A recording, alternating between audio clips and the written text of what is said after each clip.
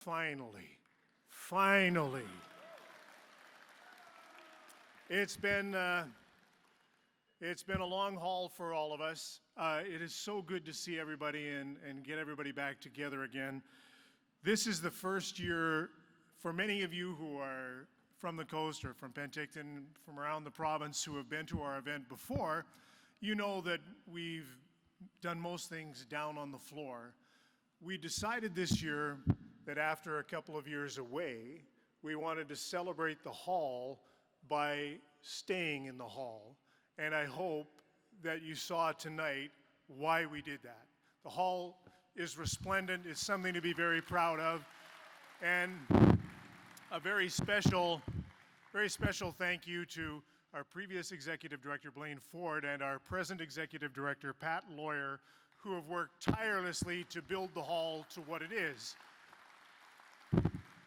We wanted you to come in and celebrate the history of the hockey in BC, and that's what Halls of Fame are for, right? It's about celebrating the players, the teams, the builders, and the rich history of the sport in our province.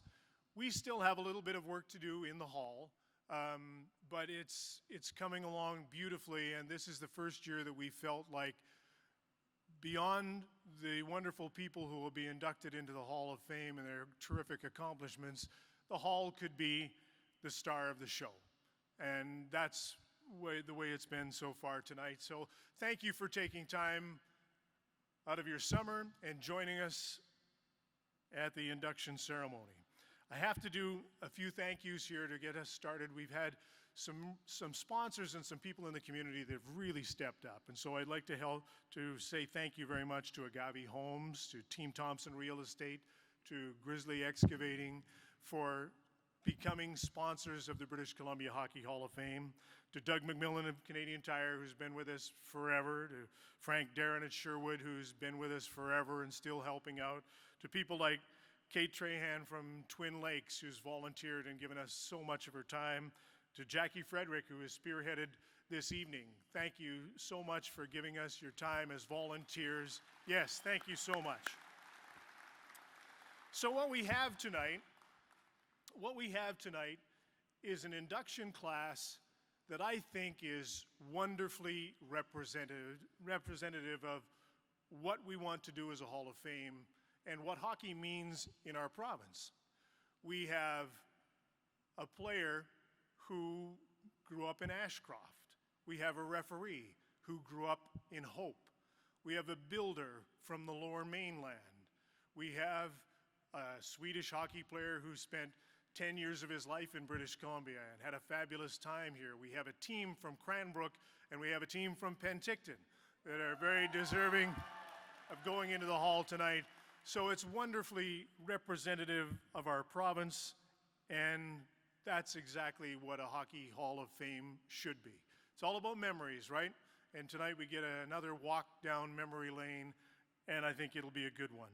And it's especially good because these people were nominated and inducted into the Hall of Fame 889 days ago, and finally get a chance to celebrate tonight. And it's been 1,095 days since we gathered to do this. And what did we get out of that? Well, we learned an awful lot, I guess, through COVID, but I'd rather not go back to that. COVID is still with us, but at least we're not isolated the way we were. And I don't know about you guys, but I was really struggling to find different things to do. I mean, you can only play so much crib. You can only play backgammon. I don't even like backgammon, and I played more of it than I've ever played in my life. So one day during the middle of all of this and the isolation at home, I finally said to my wife, Denise, we got to do something different. And so I put up a map of the world in the kitchen and gave Denise a dart. Said, Denise, throw this dart at the map of the world, and wherever it lands, when this is over, that's where we're going to go on a vacation. And I'm happy to say that when this night is over, we're going to spend the next 2 weeks behind the fridge. One of the When, back in the day when I had a job, one of my finest moments, one of the greatest parts of my day, and I would travel to Toronto almost every week to broadcast a hockey game and get to the rink at 4 o'clock in the afternoon, and a couple of hours before the game, there's not very much to do. You're just there early because the game hasn't started. What is a broadcaster going to do? And there's nobody players around. So my favorite thing to do was to stand in the hallway and wait for Jim Ralph to show up. So I just leaned there, and every time Ralphie came in, he would have another story. He would have another impersonation that he could do, or we just sit just like goofy kids. We just stand around and giggle for an hour or so, and that was kind of like our warm-up. The players would be skating, and we'd have to tear ourselves apart and get ready to do a broadcast. Jim was broadcasting the Maple Leaf games on radio, and I was on Hockey Night in Canada. And I'm so happy to bring Jim out here tonight because he's unrecognized talent in the West to a large degree. You didn't get a chance to see him play. Jim was a spectacular goaltender for the Ottawa 67s, drafted by the Chicago Blackhawks, who had made the unconscionable decision not to play him in the NHL. So he kicked around in the minors for about 7 years and then decided to go into broadcasting and public speaking, and now we're all being rewarded for that. So I'd like you to meet my friend and a great goaltender and a great color commentator, Mr. Jim Ralph.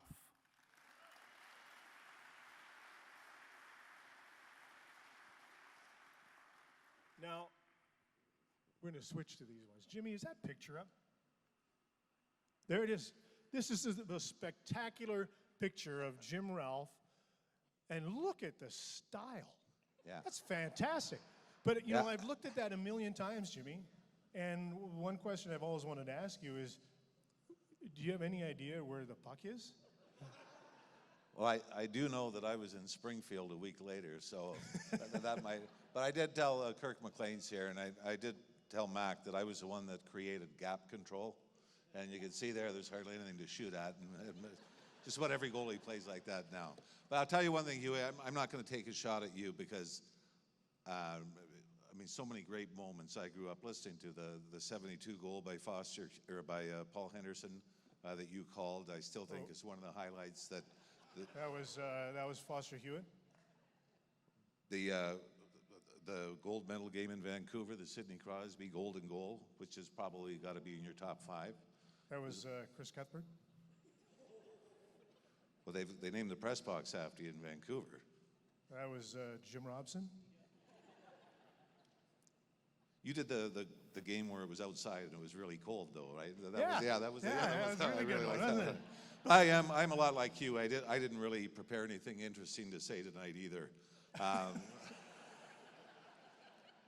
But one thing I think Huey should be acknowledged for is the amount of charity work he does in the BC area. And I know Jim Houston's very involved with the Big Brothers charity in British Columbia.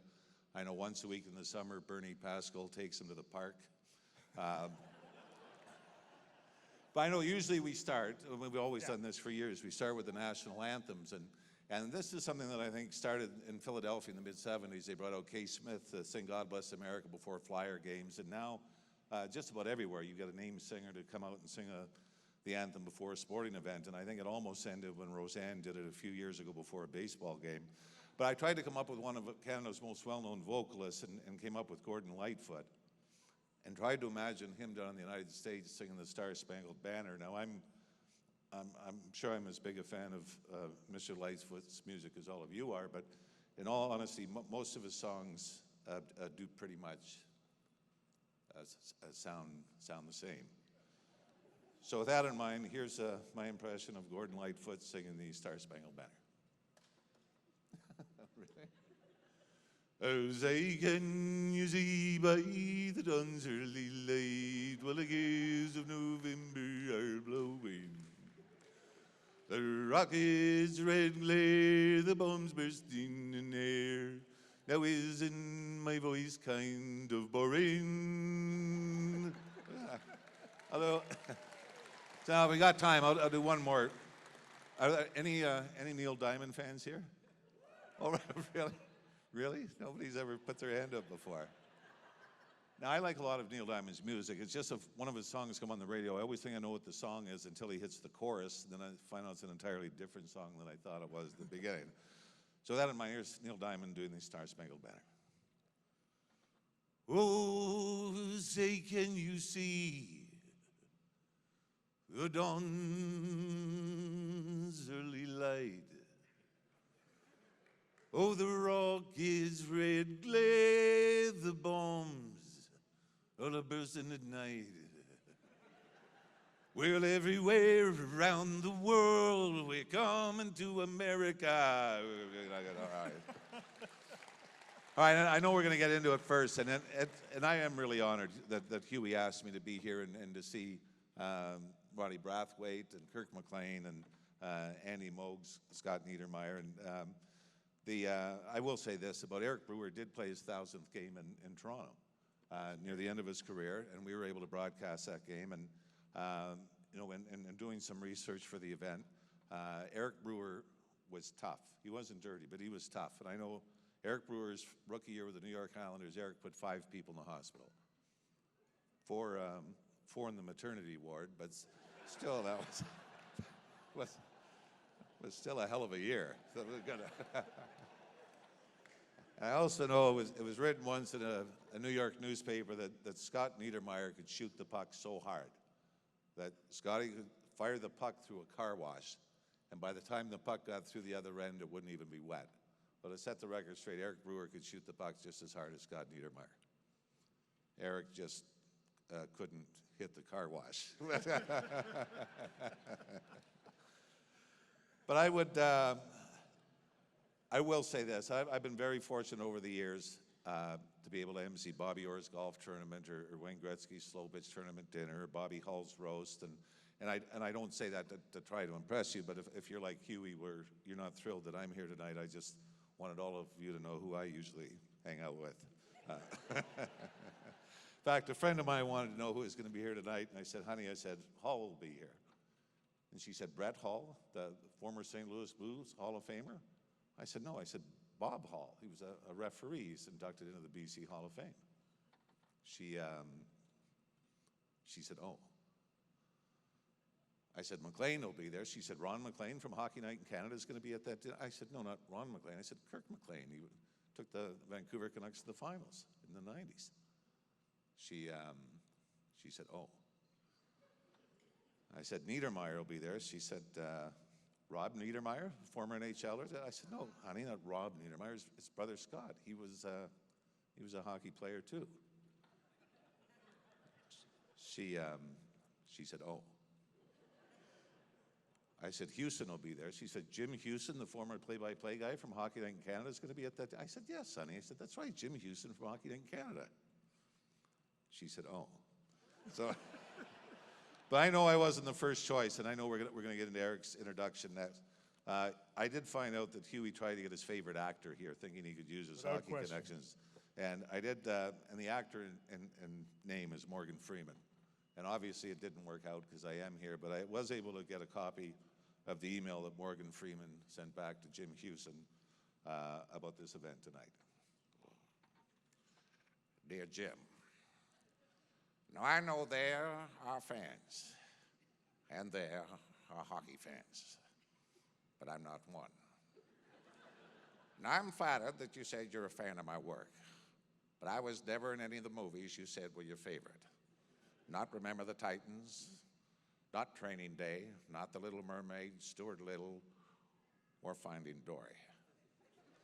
Now, I'm sorry I cannot attend your function tonight, but the truth is, I never considered it. I never would. I also ask that you stop sending friend requests on Facebook. I have never accepted in the past, and I never will. Yours truly, Morgan Freeman. So that was just came in. All right. You want to do that, Cal? How's that? You want to do that? Go there. Now we'll do Jimmy Ralph, yeah, well, enjoy your steaks, folks. He's going to be here all night. Jimmy will be our co-host for the evening. It's time to get on with the inductions that should have happened a few years ago. Let's start with Eric Brewer. And consider this, if you're going to be a National Hockey League player, you don't often start out with road trips to 100 Mile House, to Logan Lake, to Revelstoke. Doesn't often lead to the National Hockey League, but it can. And that's where Eric got his start at Drylands Arena and moving around British Columbia and playing hockey out of Ashcroft. And from Ashcroft, he's now a member of the British Columbia Hockey Hall of Fame. Here's Eric Brewer.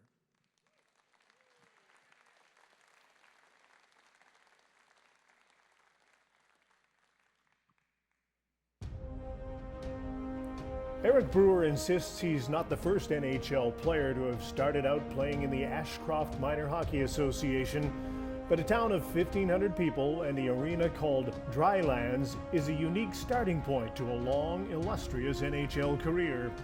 Brewer had to leave Ashcroft in his teens for greater athletic opportunities in Kamloops, and then in Prince George, where he spent 3 years in the WHL, and now as a part of the Cougars ownership group. Drafted by the New York Islanders in the first round, 5th overall in 1997, the defenseman went straight from junior to the NHL in '98, and the professional hockey journey was underway. Here comes Chimera, drops it off for Brewer, takes a shot, scores! Eric Brewer wins it for Edmonton! Over a career that spanned 16 years, Brewer played 1,009 NHL games for teams in 6 different cities, with a 4-year stop in Edmonton, 6 in St. Louis, another 4 in Tampa Bay. Eric was also on speed dial for Team Canada. 7 times he played for Canada internationally, winning 5 gold medals, 3 at World Championships, 1 each at the Olympics and World Cup. From Ashcroft to the NHL and beyond, Eric Brewer is inducted into the BC Hockey Hall of Fame in the Players category. Congratulations, Eric. To present and help our induction of Eric Brewer into the British Columbia Hockey Hall of Fame, we welcome a man known part-time as the CEO of Edmonton Oilers Entertainment, but around these parts more famous for the fact that he was a Penticton Bronco. Bob Nicholson and Eric Brewer.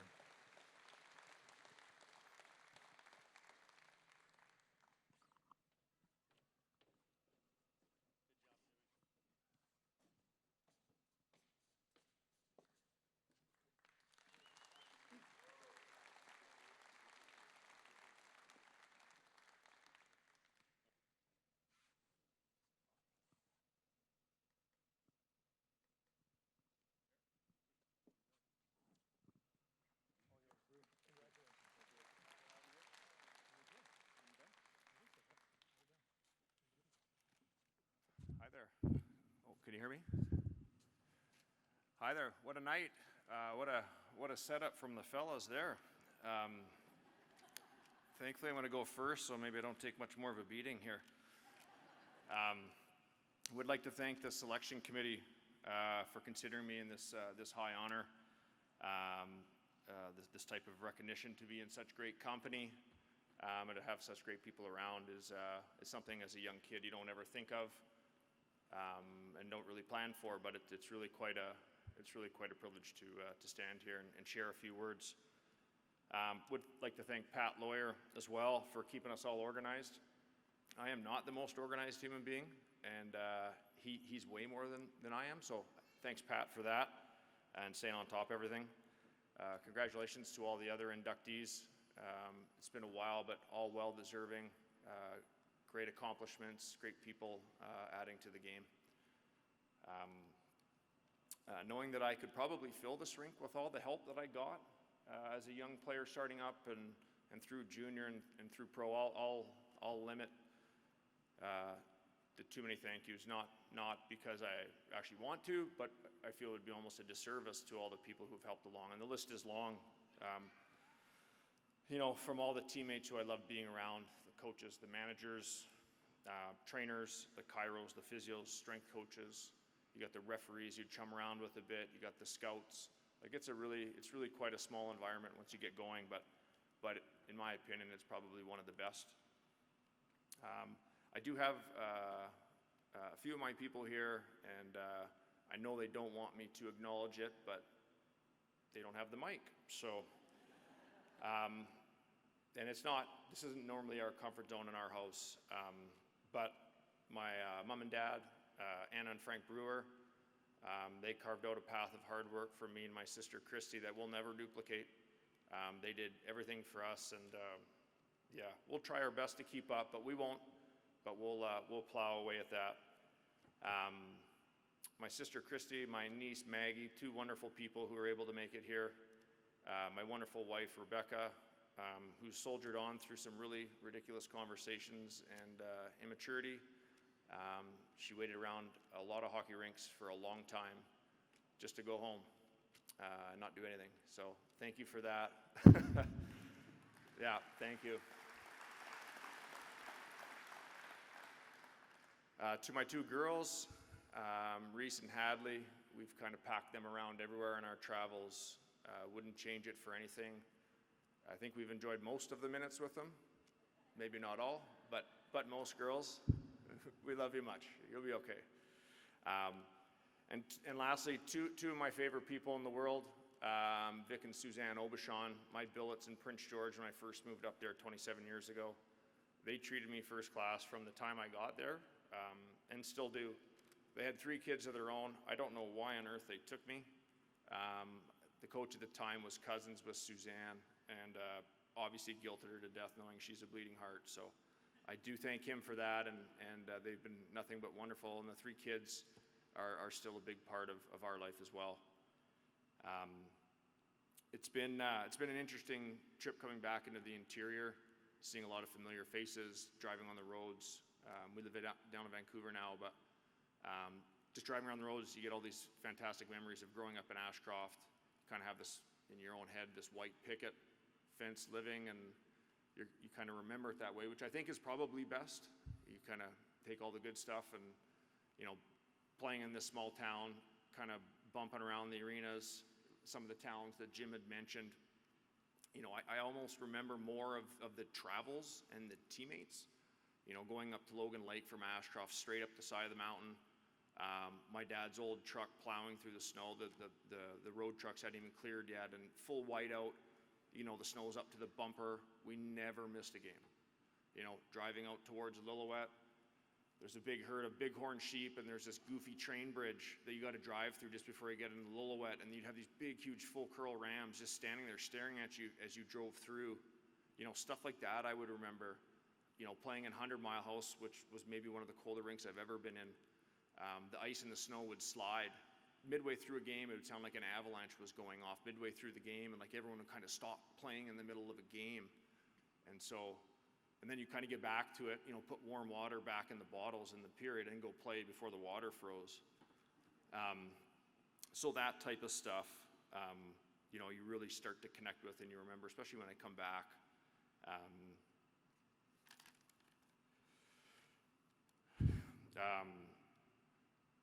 And then I will say, though, that one of the highlights as a young kid, like once you kind of get this Bambi skating thing sorted out, is everyone thinks the biggest thing is their first goal, and I think all the guys sitting here, they know that is such a pile. It's hitting the glass with your first wrist shot, like really smacking the glass, like and knowing I can put that thing under the bar. Like now you've arrived. Like that's what kids remember. They don't remember their first goal. That's nonsense, right? And certainly when you start to rack the glass a little bit and you can hear it, the different arenas you can hear it in, it really matters a lot. And so, the boys are chatting it up on the bench, like I sounded good, buddy. That one sounded real good. You were close. You were close. I think they tell you when you're young they count, but they kind of don't. But all in all, though, at the end of the day, it's really been a true privilege for me to play in the Western Hockey League, to play in the National Hockey League, and to have been so fortunate to play on so many Hockey Canada teams and play in all those tournaments. They've really been a big factor in my life. The hockey community, the hockey environment, the game, like it really doesn't get better.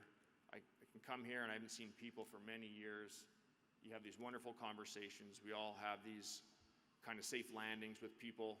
And, you know, I wish everybody got an opportunity to be as fortunate I have been. And so hopefully I haven't stayed too long or over-talked, but it's really been a true privilege for me. And I thank you to everybody for listening, and I hope everyone has a great evening. Thank you.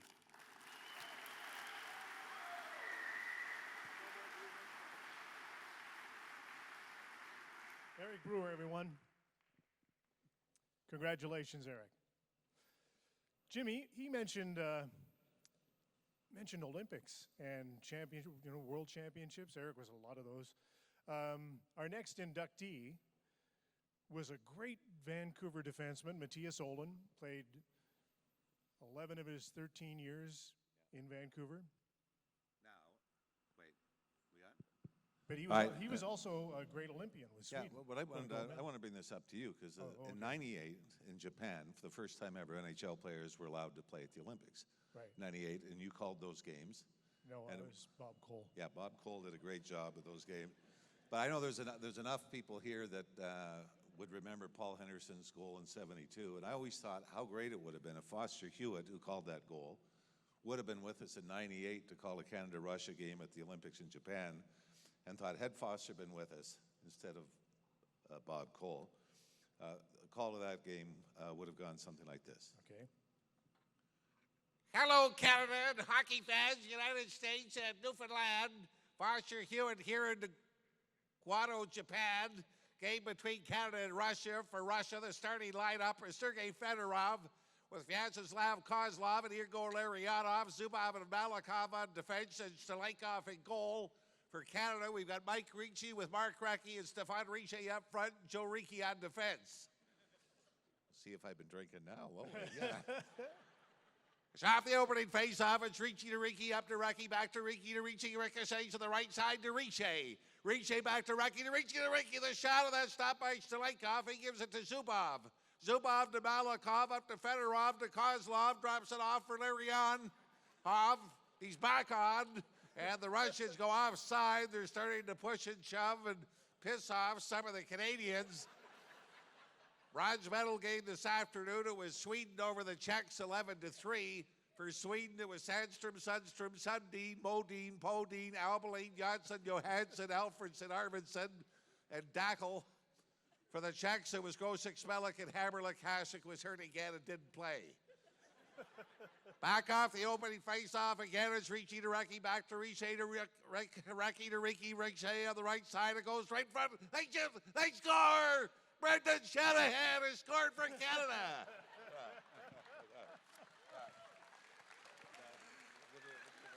Yeah, you better take a rest after that.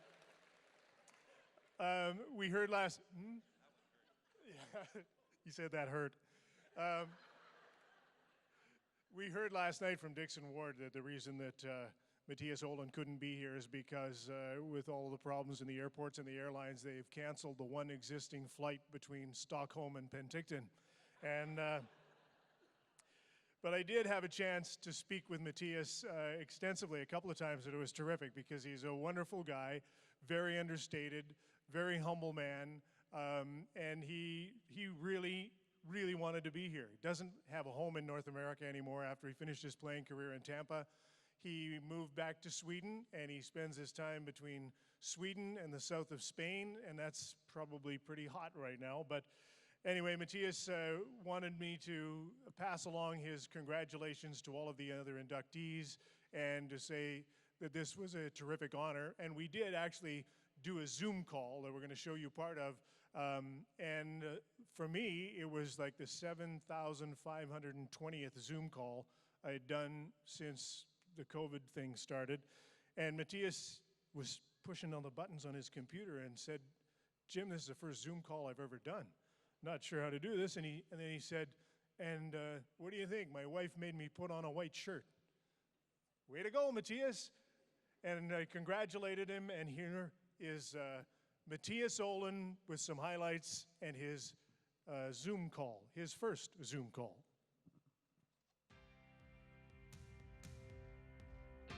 Mattias Ohlund arrived in Vancouver in 1997, 4 years after he'd been drafted in the first round by the Vancouver Canucks. The wait, it seems, was worth it. In his first NHL season, Ohlund gave a glimpse of what was to come with a 30-point season.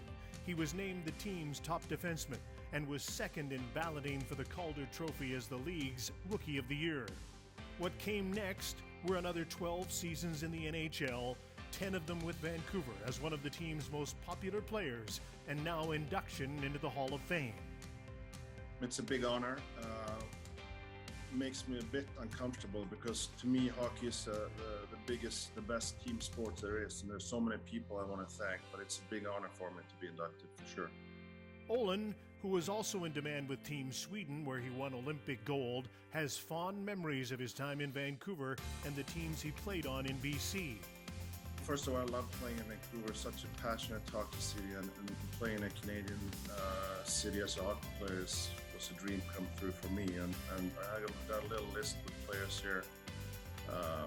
Dave Babbage, Trevor Linden, Grant Ledyard, Marcus Naslund were part of the early years in my career, but had a huge impact on me. And after that, it was Brendan Morrison, Tom Bertuzzi, Dan Klucher, certainly some others that had an impact. Pat Quinn, for sure, he drafted me. Great man, had so much respect for him. Didn't have him for many years, but it's every time I met him after, throughout the years, he's a guy you had so much respect for. Brian Burke, Dave Nonius, other GMs who were tremendous hockey people and great human beings, people I respect a lot as well. His bruising style meant that injuries took their toll on Ohlund, and he finished his career in Tampa Bay with another Hall of Fame inductee. I loved it, enjoyed each and every moment, and I also have to mention Eric Brewer, who I think is an audience tonight. He got traded from St. Louis to Tampa my last year playing, and I was a horrendous player, and he had to partner with me for most of that year, so thank you, Eric. I appreciate that. In 2021, Mattias Ohlund was named to the Canucks Ring of Honor. He's second all-time in team scoring for defensemen, and today he's inducted into the BC Hockey Hall of Fame in the players category. Ladies and gentlemen, to accept this award on behalf of Mattias Ohlund, a Hall of Famer himself, Vice President of the Vancouver Canucks, the one and only number 12, Steamer Stan Smyl.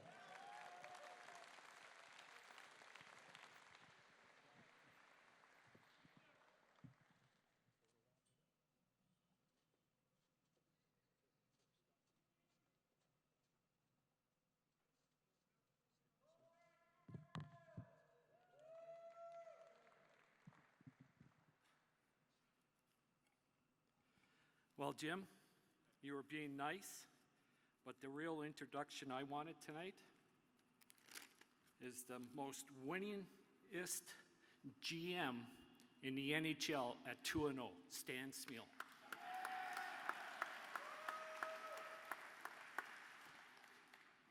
That's what I'm going to be known for right there. Just on behalf of the Vancouver Canucks, I just want to just talk a little bit about the people that are getting inducted here. Jay Sharrers, officiating. 1,600 games in the NHL as an official. Wow. I don't know how you made it that long, Jay. We had a brief history. I coached in Winnipeg in the AHL for a couple of years. Jay, I just want to ask you, do you remember most of the games, like the 1,600? You do? Well, you and I still have a beef to go through after this. Also, a lot of people influence at the grassroots level of hockey, and this man did this. Ray Stonehouse, not only three-time Pacific Junior champion, but was also a champion for all the Junior B teams, players, and coaches, and officials. Congratulations go out to the Penticton Vees, the 2011-12 team, and Kootenay Ice. As teams, all the hard work, the memories that you have, the friendships that you make, you'll always have with you. Eric Brewer, 5-time international gold medal winner, 16 seasons in the NHL, all-star game in the NHL level. Be proud of what you've done. You've accomplished, and you're very well deserved.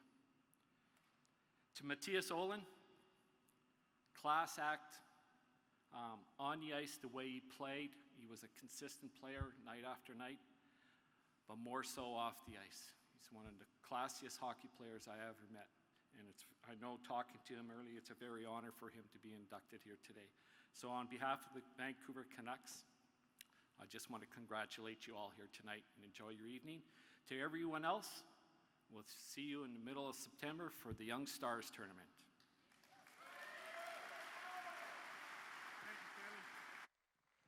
Thank you, Stan. I'd like to acknowledge the Vancouver Canucks for their participation and their partnership in the BC Hockey Hall of Fame, and there's a lot more to come. They're very generous, always are well represented here. In fact, there's over 20, almost 30 Vancouver Canuck players and personnel from their team that are now in the British Columbia Hockey Hall of Fame. So the Canucks are wonderful partners. Stan mentioned Ray Stonehouse, who is our next inductee into the builder category. I didn't get a chance to get to know Ray, who is Mr. Junior B hockey in British Columbia. I did have a bittersweet conversation with him when I had to call him to tell him that in 2021 we were once again having to cancel our induction ceremony in Penticton, and he was very gracious. He knew what was going on, and he had told us before how exceedingly proud he was to be inducted into the BC Hockey Hall of Fame.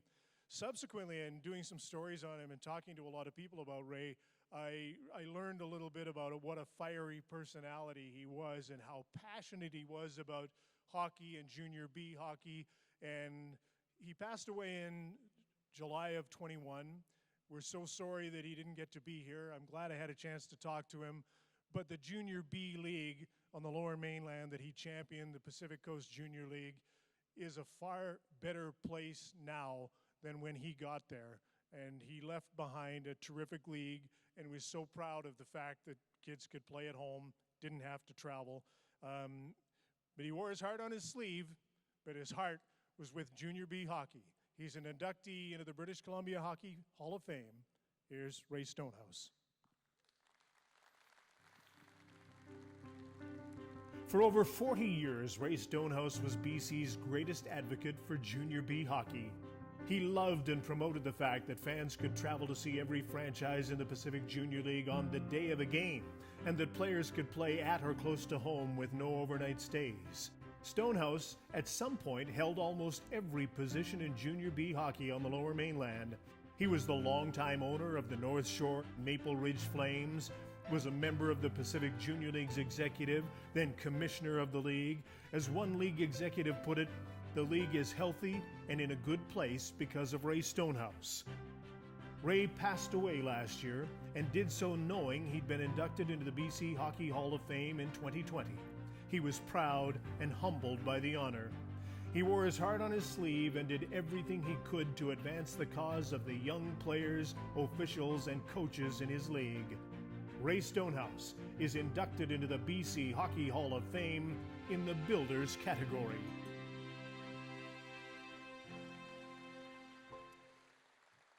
To accept the award, we welcome Ray's wonderful wife of over 50 years, his partner Sue Stonehouse, and to present this award on behalf of the British Columbia Hockey Hall of Fame, another BC boy from Prince George, and a Hall of Fame member himself, Darcy Rhoda.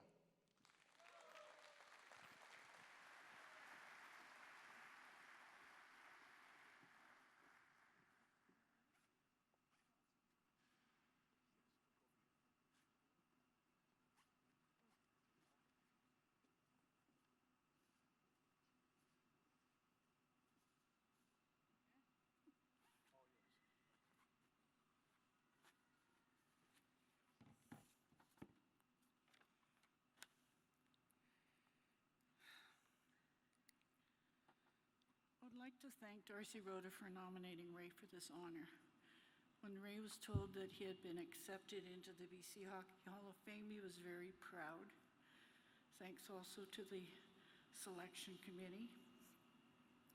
I would like to thank Ray's sisters, Ruby, Gail, and Judy, and brother Ron for their love and support. Ray and I were married for 56 years, and for 40 of those years, Ray was involved in hockey. His involvement began at the North Shore Club when our son Ray Jr. played.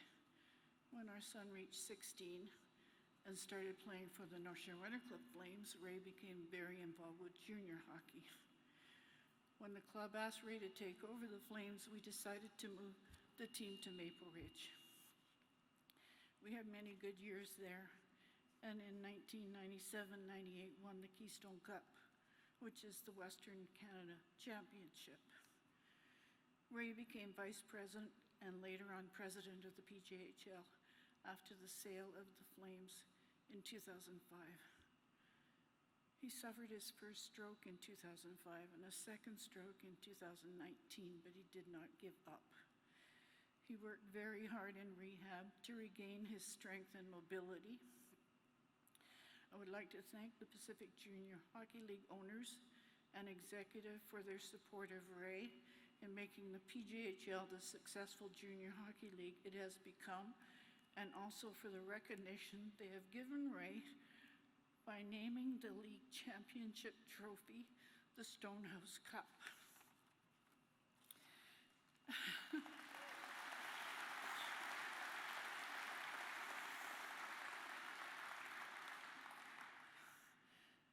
At Ray's celebration of life, a speaker referred to Ray as the F-bomber, which was very true. I just want to say that I miss the F-bomber every day.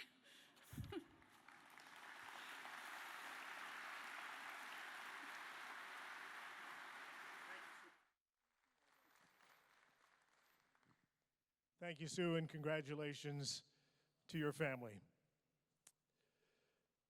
Next, Jimmy, we move along to officials in the National Hockey League. Boy, has that ever changed, hasn't it, over a period of about 20 years? Remember, we used to see, first of all, we would see National Hockey League linesmen breaking up fights all the time.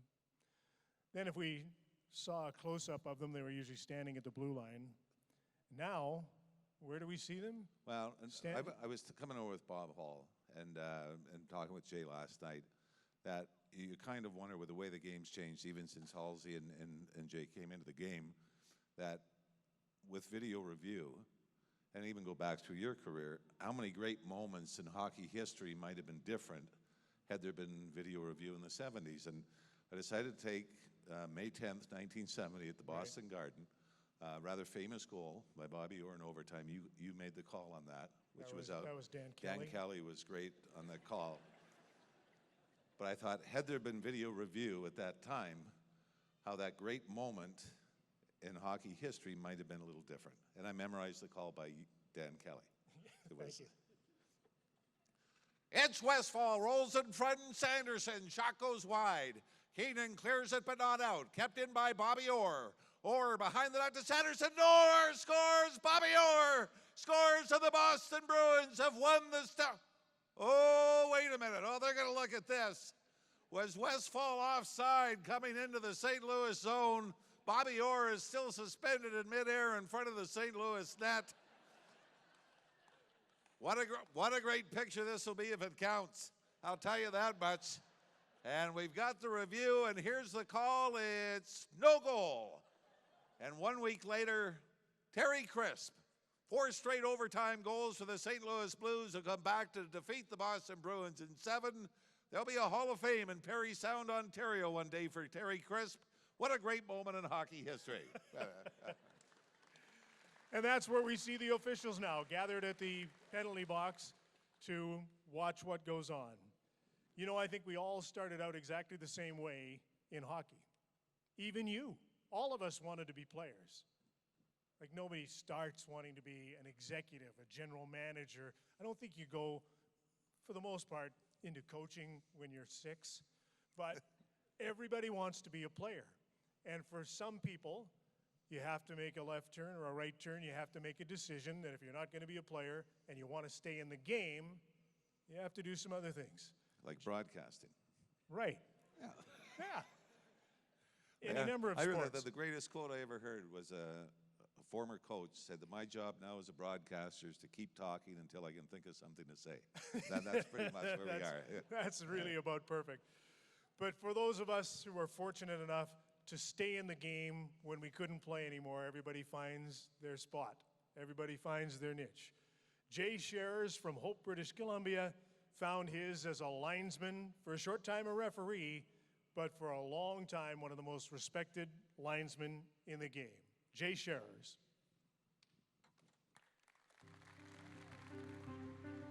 For over 40 years, Ray Stonehouse was BC.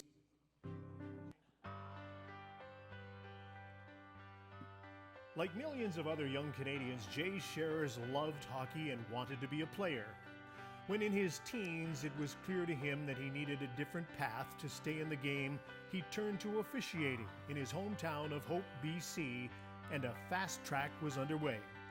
Jay blazed through the WHL and the AHL, and at age 22 made his debut as a linesman in the NHL on October 6, 1990. On that night, Sharrers became the first black official in the NHL, but he was more concerned at that time with being an elite official and not stopping to stare at his idol Guy Lafleur in the game between Quebec and Boston. As one of the league's top linesmen, and for a short time a referee, Jay spent the next 16 seasons in NHL pinstripes. He worked over 1,400 regular season games and over 200 in the playoffs, including 7 trips to the Stanley Cup Final and an assignment in his home province at the 2010 Olympics in Vancouver.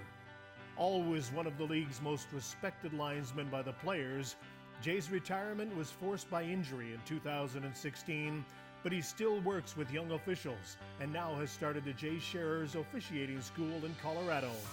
But hope is still home, and today Jay Sharrers enters the BC Hockey Hall of Fame in the officials category. Ladies and gentlemen, to present his induction plaque to Jay Sharrers, we welcome another member of the British Columbia Hockey Hall of Fame and longtime referee from the same fraternity, Mr. Bob Hall.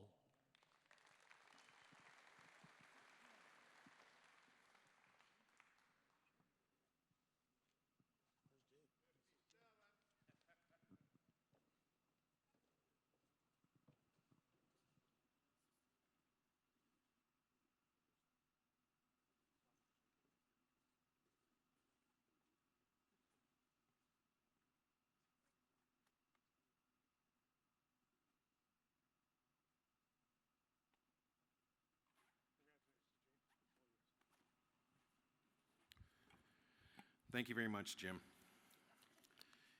It's funny, I am from Hope, BC, and when I started officiating, one of the first tournaments I worked was a men's tournament. And as anyone who's played in men's tournaments or anyone who's watched men's tournaments, they can get a little hairy. There was a guy that played for one of the teams. His name was Bernie Bergs. During the game, he looked at me and he says, "Sharrers, you suck. You're not going anywhere." Well, guess what, Bernie? You were wrong.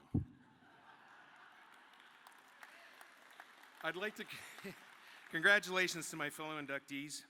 Special thank you to Pat Lawyer, the BC Hockey Hall of Fame, the selection committee, and all the volunteers who make this happen.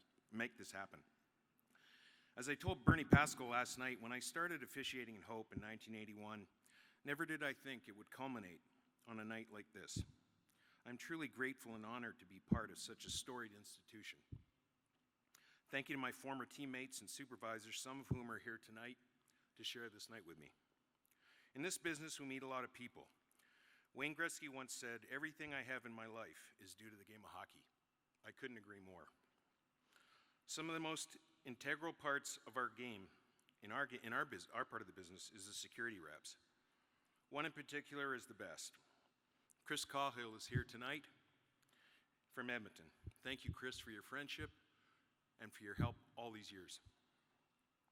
To my parents, Dan and Barbara, a man from Jamaica and a woman from Alberta, they made so many sacrifices for my brother Matt and I so we could pursue our goals in hockey, Matt as a player and me as an official. I am so grateful for my parents. Thank you to my daughter Jamie, a true warrior. You have taught me many things about myself, and we have so many more memories to make. I so appreciate you being here tonight. You're one of the best things in my life. Hockey has brought me to so many places in Canada, the United States, and around the world. So many incredible life experiences. When my career ended, it didn't end the way I wanted. I had to have my hip replaced, as Jim said, in 2016, and I was not able to come back. I didn't think I was defined by my job, but I think I was a little bit. One person who was so consistently supportive was my girlfriend, Joanna. She constantly reminded me that being a linesman was what I did and not who I was. Thank you from the bottom of my heart. To my sister-in-law, Lynn, you were like a sister to me, quiet, kind, and always in my corner. Finally, there are two special people who have been with me from the beginning. I met Shane Heyer in 1982 at an officiating school in Calgary, Alberta. We worked so many games together over the years in both amateur and the NHL. He's been a best friend and a big brother to me to this day. Since meeting, we have been through so much together, both on and off the ice. I truly treasure our friendship. And lastly, by no means least, I want to thank my brother Matt. He may be my little brother, but I look up to him so much. When our dad passed away in 1995, nobody has supported, mentored, and cared about me more than him. To share this night with him is truly something special, and a night I will never forget. Another great memory, pal. Thank you very much.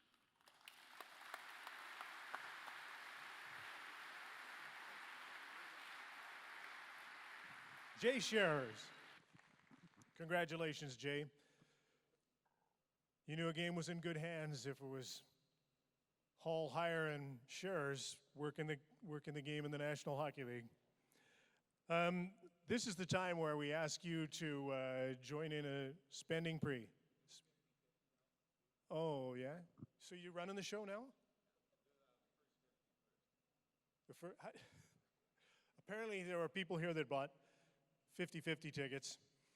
And this is clearly why I don't do the auction that's coming up, because I can never remember what anybody bid. Like you do all the other parts of it. So here's the winning number. For I think how much is it? About $1,000? About $1,000. 0, 5, 6, 3, 6, 9.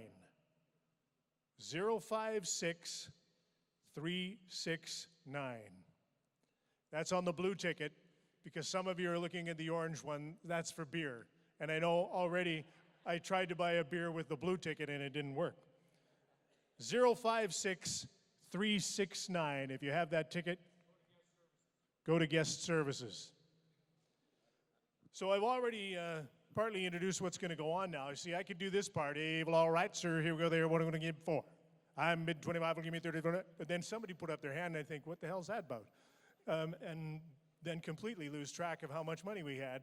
So I don't get to do them anymore. We have some wonderful live auction items. We'd love you to participate if you can, involved in this. Some great people have offered up these prizes. The Vancouver Canucks have been front and center. The Edmonton Oilers and Bob Nicholson, the Calgary Flames, and Brad Treleving, who's another former Penticton junior player, have offered up some great items. There's a terrific fishing trip coming up here. And one more thing just before we get into the auction that I wanted to mention, because we've enjoyed this hall and we've seen how spectacularly it's built and how it's come together so nicely. I wanted to acknowledge the people that got it started. Scott Carter and his family, the late Neil Jameson, their families, got the hall going in the old Memorial Arena. People like Bruce Judd, Bernie Pascal has been here forever helping us out, and a big part of what's happened in the hall and the reason that we're in this building, and it has been so successful and it looks the way it does. So I'd like to acknowledge those people who have been a big part of the British Columbia Hockey Hall of Fame and continue to offer us their support. So now, I'd like to turn it over to our auctioneer. Here's Bill Brown.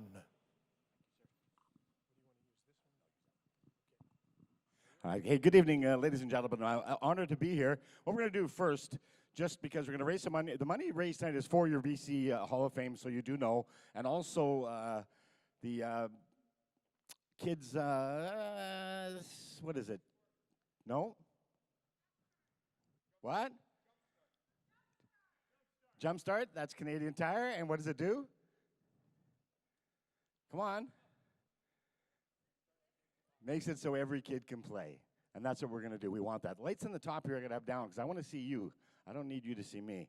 Anyway, ladies and gentlemen, we're going to have a game of heads or tails. Have you ever played that? Okay, very quickly. So if you have $20, get it. Try and get it to the end of the row. It's going to be honor system. We've got lots of volunteers that will come and collect it. And then we are going to play heads or tails. So if you don't know about it, we're going to have you stand once you're entered. You put your hand on your head, hand on your tails. We'll flip a coin. All the money is going to Jumpstart and obviously to the BC Hall of Fame. So if you have $20, do it. Honor system. Patrick's here. Lots of volunteers. Just hand it to them, and we'll get started right away. The auction is fantastic. It's only 6 items. 6 items. There's items donated from the Calgary Flames. Wonderful items from the Vancouver Canucks, of course. 2 great packages. There's a salmon fishing trip with some NHL ex-great players. So, ladies and gentlemen, some great auction items. We'll do them very quickly, but first we'll do the heads or tails. So, we doing okay here? Okay, as you enter the heads or tails, please stand. We'll have you stand right away so we can move it along quickly. So anybody who's entered, please stand up. It's kind of fun. If you don't have $20 on you, I'm sure Patrick will do it on an honor system. He'll find you, or you'll find him. How's that? Okay, spotters on the floor here too. We'll get ready to go. John, you got the coin ready? Patrick, have we got to the top yet? Okay, anybody else that didn't get entered want to enter, just stand up and you can pay after. How's that? Just see Patrick. Okay, let's go. Heads or tails. John, you ready to flip it? Wait, not yet. You got to pick.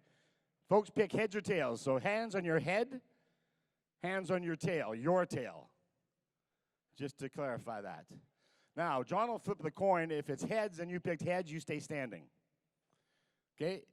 If it's heads and you picked your tail, sit your tail down. Ready? Here we go. Heads or tails. Let's do it. Johnny?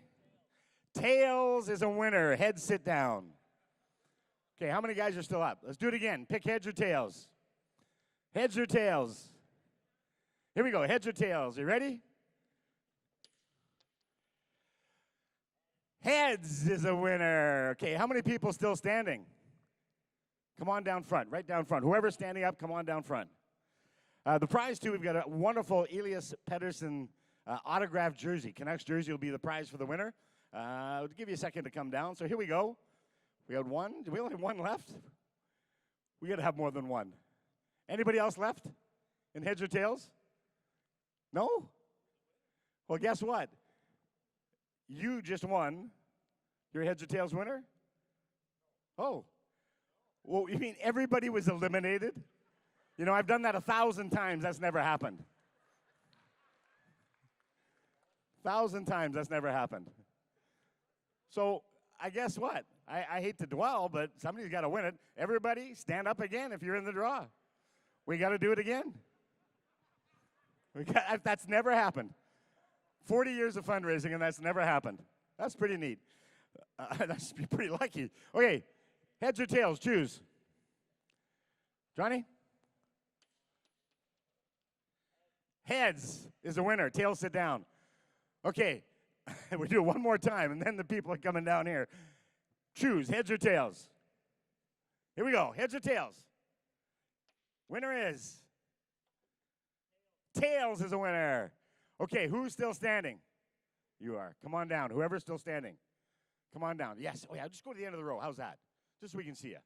Anybody else still standing? Is there anybody else?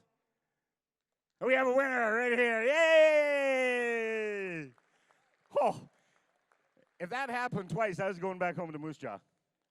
Anyway, ladies and gentlemen, live auction quickly. Raise your hands to bid. I didn't get to practice, and I have an auction during COVID, so my chance a little off. So if you don't understand what I'm saying, we'll tell you what you paid when you go home. It's not that big a deal, okay? Because the money's going to great charities, obviously your BC Hall of Fame, and to the Jumpstart program, which is a fabulous program by Canadian Tire right across the country. So, ladies and gentlemen, first one, let's get ready to sell Vancouver Canucks. These are wonderful donations, ladies and gentlemen. Lots of people here from Vancouver. Penticton, Kelowna can go to the game. It's 2 lower bowl tickets for an upcoming Vancouver Canucks regular game. 2022-23 season. You also get a home jersey of the player of your choice. your choice. Also, a post-game meet and greet with that chosen player. So that's pretty cool. Dinner for two at Sin Sin Restaurant and Bar is included with wine pairings. So there you go. Lower bowl tickets, jersey of your choice, post-game visit with the player of your choice, and Sin Sin, let's sell. Raise your hand to bid, folks. A little hard to see, so wave it high. Let's go. All right. Hey, ladies and gentlemen, what do you say right now? Who's got a bid of 100,000? All right, ladies and gentlemen, what do you say now? About a bit of 10, a bit of 10, 10, who bit of 500 and go. I'll be fair, I'll keep the prices low, let's sell. A bit of 500, a bit of 5, 5, I got a bit of 5, 600. I got 5, 6, 700. That's a bit of 7, I got 6. I need 700. I've got 600, I need 7, 800. That's 7, my man's on, 800. That's a bit now, but 800. 7, this side is on over here. That's 700 now, but 800. That's a bit now, but 800 where? 700. How about 800? I've got 7. I need 8. What to buy? At 8, 9. At 800 here, but 900. You got to be last to win. It's a different sport. 800. Sir, 900 here. At 8, wouldn't get a bit of 9, but a 9, sir, go 9. At 800, my man's right here. I need 900 here. At 910. At 9 bit of 10, Patrick, you're out. 9 bit of 1000. At 9 bit of right in the middle. 9 bit of 1000. 900, 1,000, sir. At 9 here, bit of 10 up top, bit of 1,000. At 9 bit of 10, sir, $1,000 even money. What to buy? I've got 900, 1,000. At 9 bit of 10, 10. Hey, now 11 up top. I got 10, 1,100. Hard to see, bit of 1,100. I got 1,000 bids, sir. 1,100, sir. Quickly, 1,100. 1,000 here. Got to be 1,100. Don't miss your turn. I'm from Saskatchewan. I get all mixed up. 1,000, 1,100. 1,000 here, got to be 11 where? 1,100, yes. 1,100, yes. Sold right up top here. Give us a wave. Lady buys $1,000. Way to go. $1,000. John, there you go. Hey, Patrick, here's your sheet. $1,000 and sold. $1,000 and sold. Oh, he's got it up there already.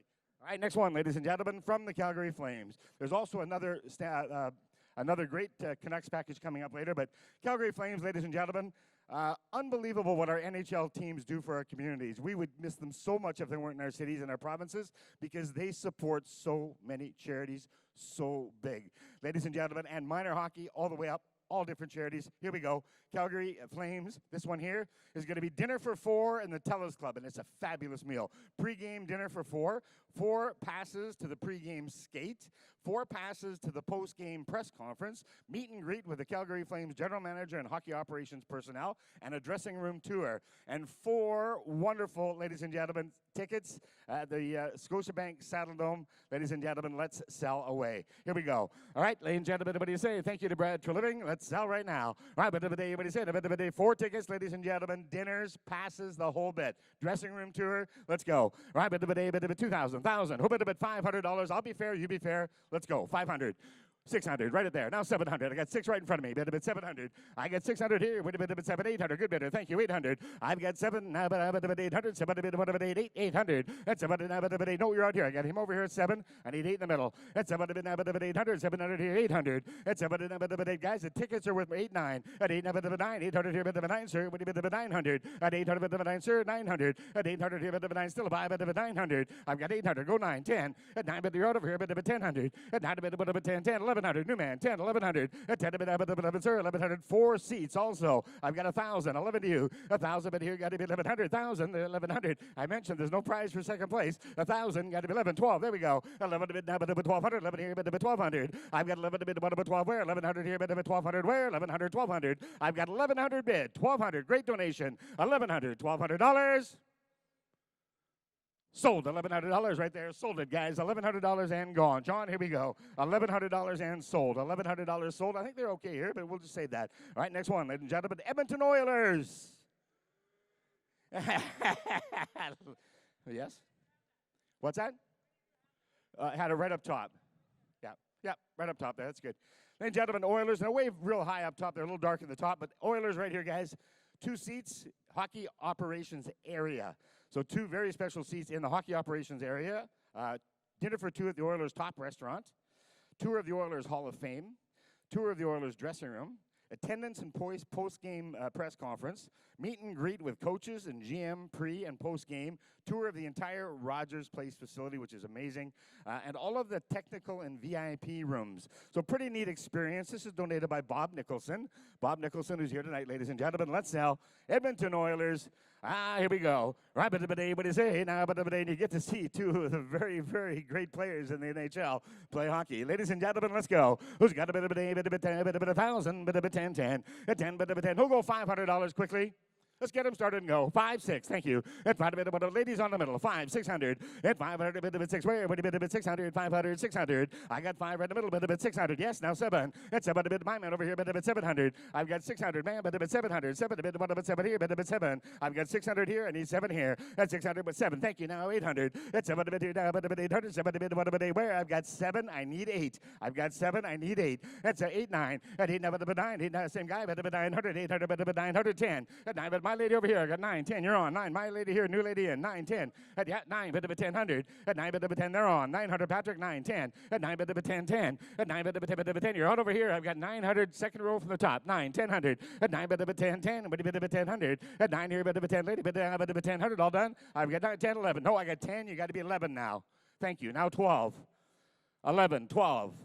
Ron, 1200. My lady's on up top. 1100. Got to be 1200. 1100, got to be 1200. 1100 here, got to be 1200. 1100, 12 where? 1100 here, bit of a 1200. Yes. 13, just in time. 13, 14, 14, 15, 14, 15, late 15, 16. Everybody bit of it 16. 15's here, bit of it 16 there. 16, 17. No, my lady, Ron. I got 16, Ron. 16. Got to be 17. 17.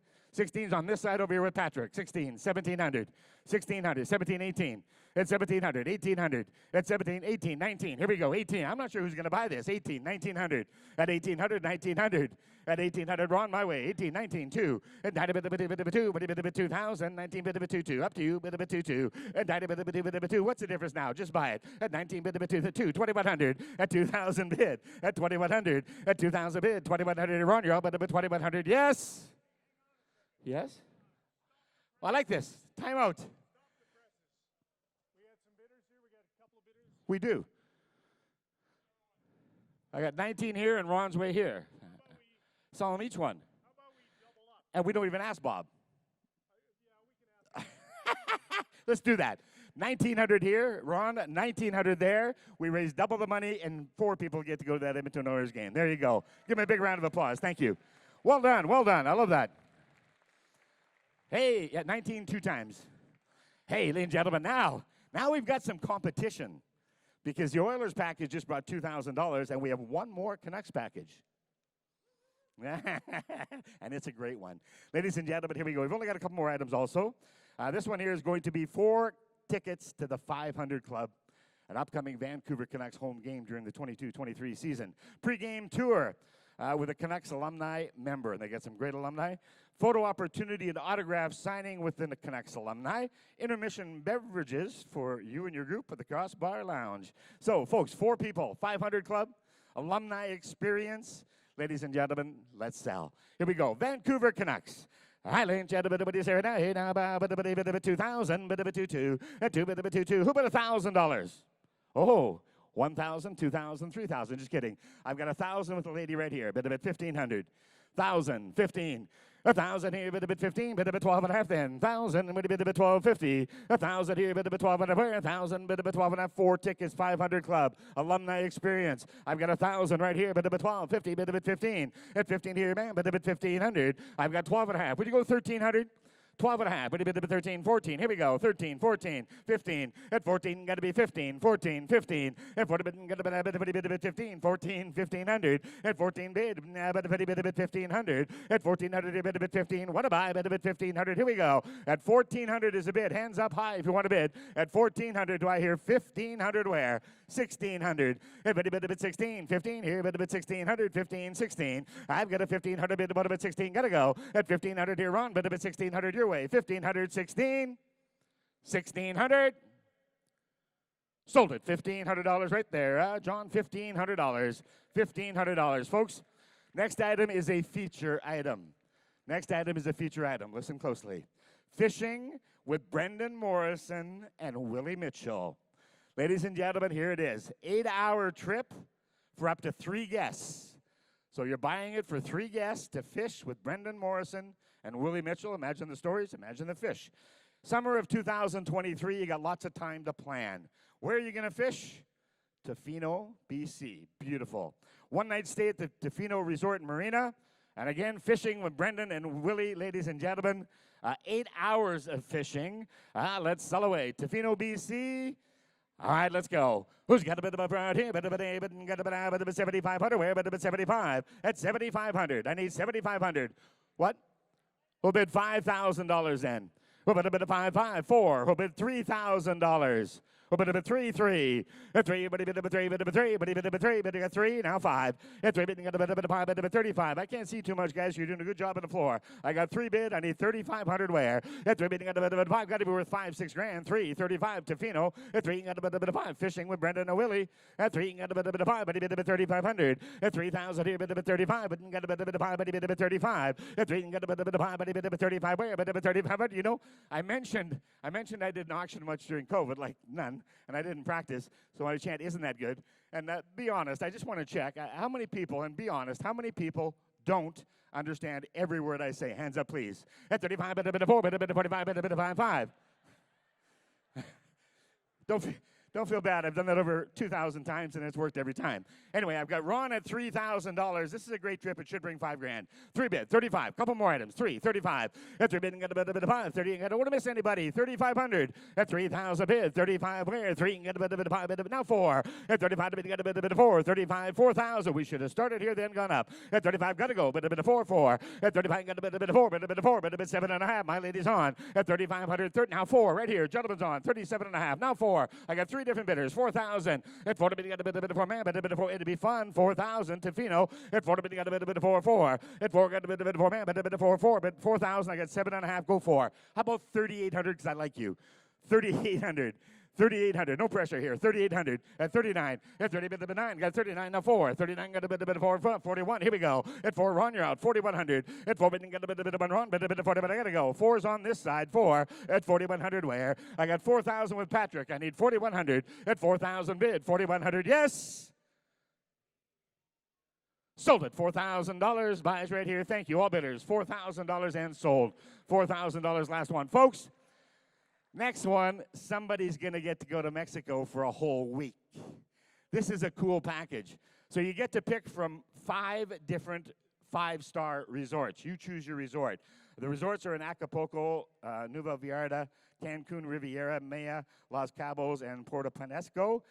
Folks, 5-star package. You get 7 nights stay. There's no airfare, but 7 nights stay. And these the amazing places. You've got the Grand Lux. You've got the Grand Mayan. You've got the Mayan Palace, and just beautiful, folks. So top notch, top notch. You've got 12 months to book. You've got 2 years to use it. So pretty good package, ladies and gentlemen. Let's sell away. These are part of the Vendanta group, I believe. And I do know one of the PGA golf tours were held at one of their locations this year. So these are very high scale. You got a full week, ladies and gentlemen. Let's sell right now. All right, ladies and gentlemen, everybody say, right here, here we go. This one here, ladies and gentlemen, here we go. 7 nights. 7 nights accommodation, that's right. Oh, the rooms will accommodate at least 2 adults, 2 children, ladies and gentlemen, or 4 people in total. All oceanfront properties. What's that? No airfare, ladies and gentlemen. Here we go. Let's sell. Right, ladies and gentlemen, everybody say, hey, now, bit of a 3, bit of a 2, 2. Mexico's easy to get to. Bit of a 2, 2. Bit of a 2, bit of a 1,500. Who bid a bit 15? Who bid $1,000 and go? Right now, 10, 15, all over. I got 1,000 right here. Bid a bit 15 in the middle. 10, 15, 2. 15 up top. 2,000. At 2, 2. 50 bid a bit 2. Full week. 7 nights. 15, 2. And bid a bit down. 25. At 2 bidding at a bit 5. Bid a bit 25. Bid a bit 21. I'll do it. Bid a bit 2,100. At 2,000 here. Bid a bit 21. 2,100. 2. At 21. Bid a bit 2, 2. At 21. Bid a bit 2. Bid a bit 22. 21. 2,200. I've got 21. Ron, you're out. 2,200. I got 21 with Patrick. Over here. Bid a bit 22. At 21. 2, 3. 22. Bid a bit 23. At 22, bit of a 3, sir. What do you bid of a 23? 4. At 23, got a bit of 4. What do you bid of a 2,400? At 23, got a bit of 4. Bit of 4. At 23, got a bit of 4. Bit of 24. 23. You can tell I'm from Saskatchewan. I'm going 23. I'm asking for 24, and I'm going like this. At 23, got a bit of 4. Bit of 2,400. At 23, got a bit of 4. What do you bid of a 24? Yes. 25. At 24, got a bit of 5 right in front. 25, 26. At 25, bit of 2,600. At 25, bit of 6. 25, bit of 2,600. 26. At 25, bit of 2,600. Yes. 2,600. 2,600. Sold it up top. $2,500. There we go. $2,500. $2,500, ladies and gentlemen. Folks, we are going to do one more. This is not in the program. Came in late, but we are going to sell it. So, we know we've had a lot of hockey stuff. We had one Mexico. But how about Napa Valley? How about Napa Valley? Ladies, gentlemen, who likes wine? You put your hands up when I'm not counting. Who likes wine? Okay, then this should do well. Ladies and gentlemen, this is Sommelier Napa Valley Experience. It's our last live auction item. It's wine and cheese experience at Napa Valley, California, with a 3-night stay at the Fairmont Sonoma Mission Inn and Spa. Daily breakfast, ladies and gentlemen. You get Maryvale wine tasting and cheese experience with a certified wine specialist and sommelier. You get 4 consecutive hours, all chauffeured town car tours. You get 3-night accommodation at the Fairmont Sonoma Mission Inn and Spa. Daily breakfast for 2 folks. Not hard to get to California. There is no airfare, no airfare, but a full experience, ladies and gentlemen, ready to go. 2 years to use it, a year to book it. Let's sell. All right, ladies and gentlemen, that's what it says right here. Here we go. All right, ladies and gentlemen, what is here? You got a bit of feature item, a bit of 5,000. A bit of 5, a bit of 4, a bit of 4, a bit of 3. A 3, what a bit of 3,000, what a bit of 3, bit of 2,500 then. At 25, got a bit of 5, 2. Now 5, I got 2 bid, got to be 25. At 2 bidding, got a bit of 5, 2. Got a bit of 5, bit of 2,500. Got 2,000, 25 at the front, bit of 3. At 25, bit of 3, what a bit of 3, 3. At 25, what a bit of 3, 3. What a bit of 7.5 then. What a buy. At 25, I figured about 4 or 5 grand. 2,500, 7.5. At 25, bit of 7 here, what a bit of 2,600. At 25, what a bit of 2,600. 25 here, what a bit of 2,600. At 2,500 here, what a bit of 2,600 all done. Now 7. Ladies on up top. 27. Dude just snuck in. I got 26 up top. Got to be 7 the bottom run. Now 8. At 27, got a bit of 8 up top. Bit of 2,800. I got 27. Bit of 2,800. Here we go. I've got 27 Ron. Bit of 2,800 up top. Now 9. At 20. Bit of 2,900. I've got 20 bid. Got a bit of 9. No. Bit of 29. 28's up top, folks. A bit of 29. 3. At 29. Bit of 3. 3. Either one. Bit of 3. I got 3 bidders now. At 29. Bit of 3. Either one. 29. Got to be 3. At 29. What a bit of top. What a bit of 3. 3 here. 3 at 29, bit of a 3, 3, all done. I've got 2,900. Do I hear 3,000? At 29, bit of a 3, 3, 3. Yes, 3,000 right here. Sold $2,900. $2,900 and sold and sold. Ladies and gentlemen, that's it for the live auction. I want to thank you for your support of the charity Jumpstart program and, of course, your Hall of Fame. And thank you for all you do in your community. God bless. Have a wonderful night.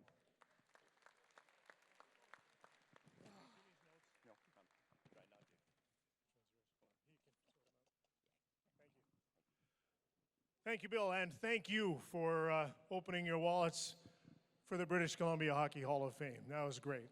So here's what we're going to do. You got to promise to behave, and you got to promise to come back in a minute, because they want to close the silent auction in just a few minutes. But many of you have bid on items there and probably want to dash back there and up your bid and find out where you're at. So we're going to take a really short pause. Some of you may want an ice-cold beverage, so please go and do it, and let's get back in 5 minutes, because 2 more inductions to come, including the Penticton Vees from 2012, so get back here in a hurry.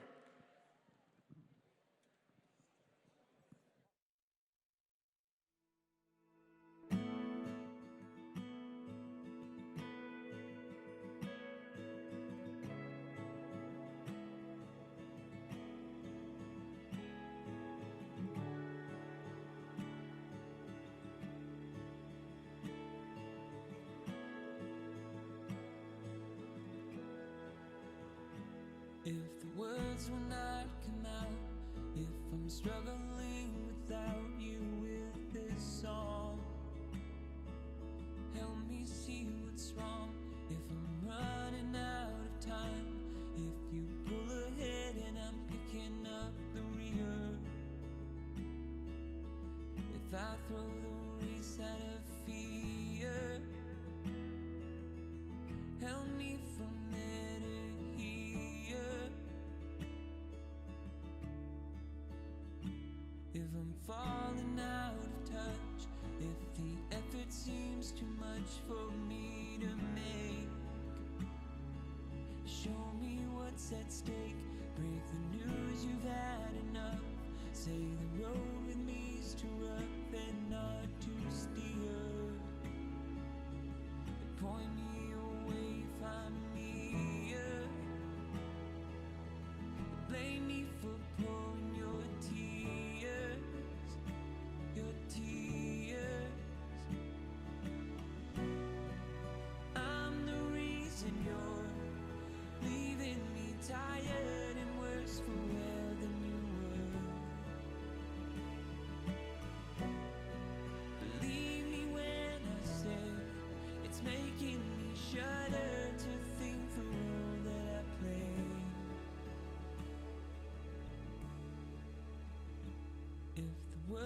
not come out if I'm struggling without you with this song. Help me see what's wrong.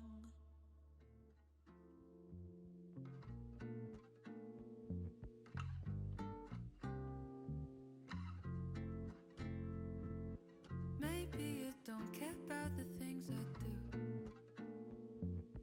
Maybe it's not fair the way I wait for you. No, it won't be easy telling you the truth. I don't know why I keep coming up with an excuse. When will be too late? I think about it every single day. All the things I wanna say, just take it further. Will it be too late if I just wanna wait another day?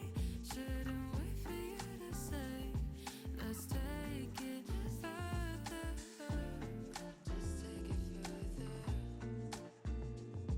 Just take it further, take it further. Everything you do makes me confused.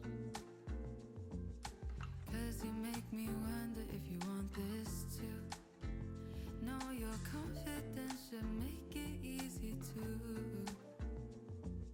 go ahead and do something. Don't make me come to you. You're making me wanna let it go. Making me wanna complicate everything I feel. So you should let me know. When will be too late? I think about it every single day. All the things I wanna say, just take it further. Will it be too late if I just wanna wait another day? Shouldn't wait for you to say, let's take it further. Just take it further. Just take it further, take it further. Just take it further.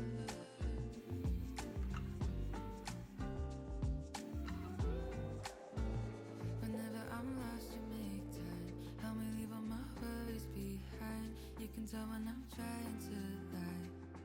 I hope you will say it. I want you to say you're mine. Maybe I should just say it, say it. Everything that I want. When will be too late? I think about it every single day. All the things I wanna say, just take it further. Will it be too late if I just wanna wait another day? Shouldn't wait for you to say, let's take it further. Just take it further. Just take it further, take it further. Just take it further. Let's take it further.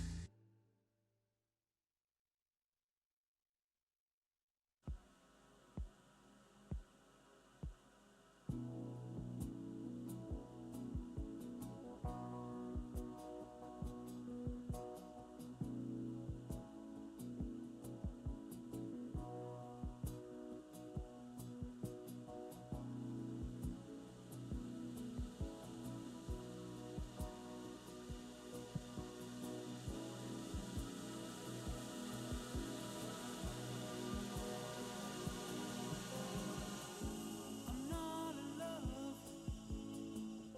so don't forget it.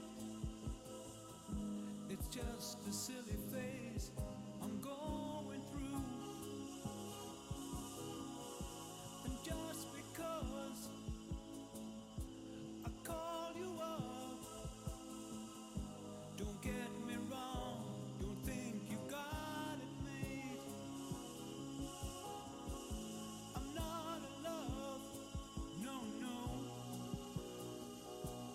It's because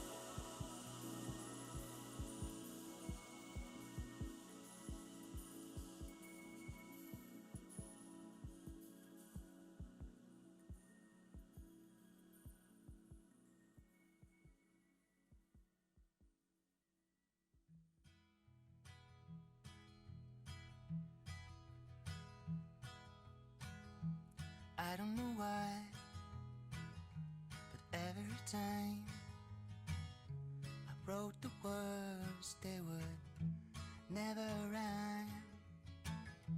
Maybe I'm cursed, or I was blind.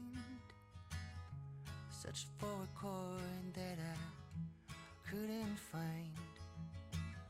And then you came, turned my world around, my Florida ground. But everything I see makes perfect sense to me. 'Cause grass is blue, stars are green, pavement's golden, like the sunbeams, all those things that used to be so ordinary now amaze me, and it's crazy.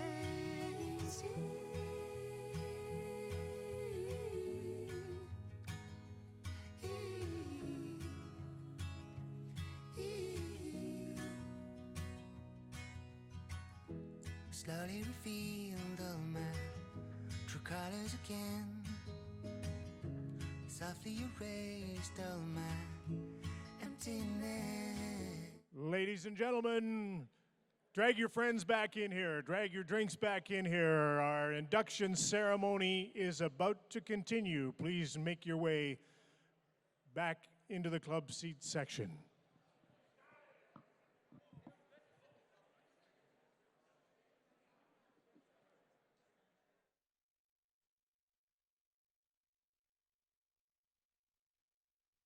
Came and turned my world around, my Florida ground. But everything I see makes perfect sense to me. 'Cause grass is blue, stars are green, pavement's golden, like the sunbeams, all those things that used to be so ordinary now amaze me, and it's crazy.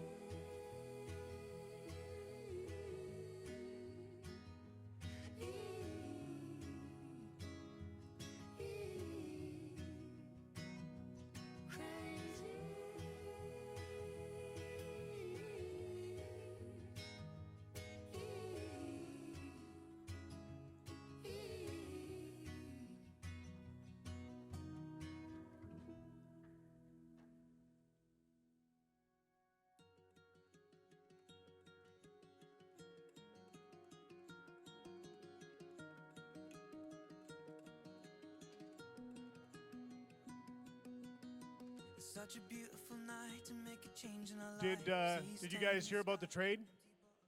We have a trade to announce.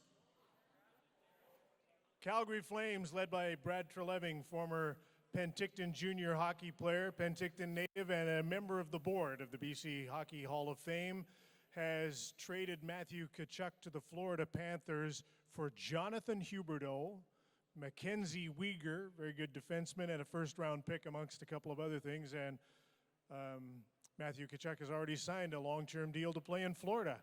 So our director made off like a bandit. The Flames did a great job, in my opinion. And now my co-host went for a beer and he hasn't come back. So maybe he's staying for a couple. We have two more inductions from the team category to finish up our evening, and we're really looking forward to the last one and the one we're about to announce now. But I'm going to give him a second to come back here.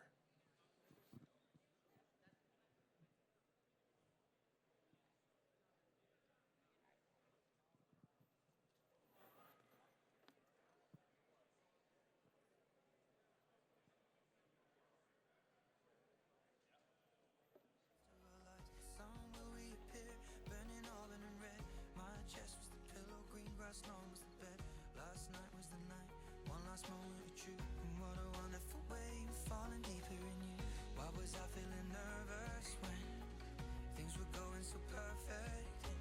But now I know that it's worth it to spend forever with you. And so I count 2, 3 and get on one knee and I ask you, darling, honestly, I've waited all this time just to make it right. So I'll ask you tonight, will you marry me? Just say yes. One word, one love, one life.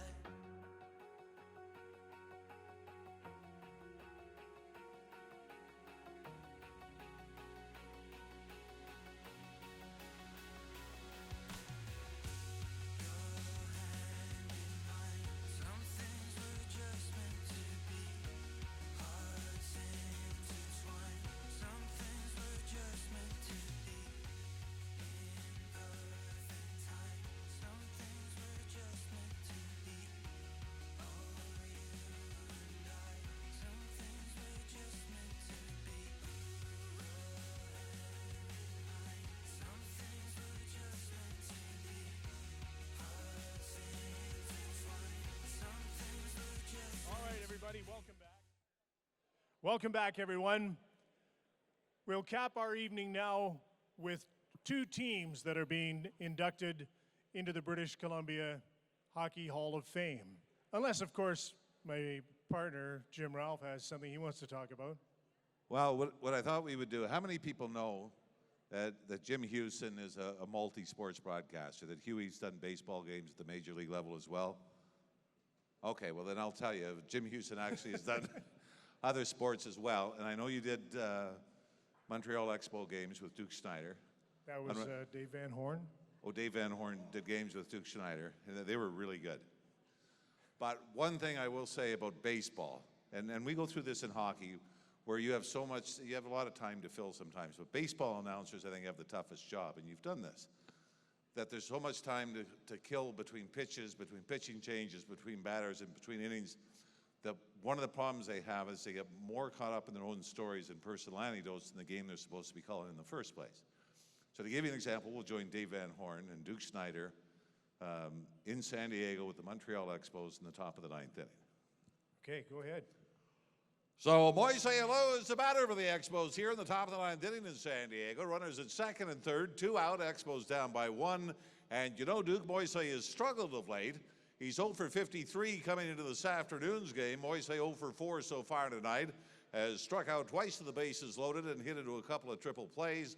But you know, Duke, whenever we have time out here in San Diego, we have it out of the San Diego Golf and Country Club. And last night, Moise had joined us. Moise opting for the surf and turf for the sign order of rice pilaf. Well, we, of course, stuck to our favorite broiled lobster and garlic shrimp, fouled away 1 ball, 2 strikes to Moise. And you know, Duke, we were lucky enough to get a little extra time to hit a couple of buckets of golf balls off the driving range of the San Diego Golf and Country Club out here in San Diego. And I'll tell you something, if Moise hits one half as far, right now it's runners at second and third, 2 out, top of the 9th inning, Expos down by 1, half as far as he was hitting them off the driving range of the San Diego Golf and Country Club last night, fouled away, count still full 3-2 to Moise. The Expos should enter the bottom of the 9th inning with at least a 1-run lead. I'll tell you something, he's been seeing the ball better. He's been hitting the ball harder. Unfortunately, right now, right at people, but I tell you, if you believe in fate, what a better time than now for this young man to come out of this nasty slump with a game of the line here in San Diego. Call strike 3, Ohlund has got lucky, the Expos lose. We'll be back with the post-game show after this. Way to go, Jimmy. So, what other historical people we know about from our past that you do?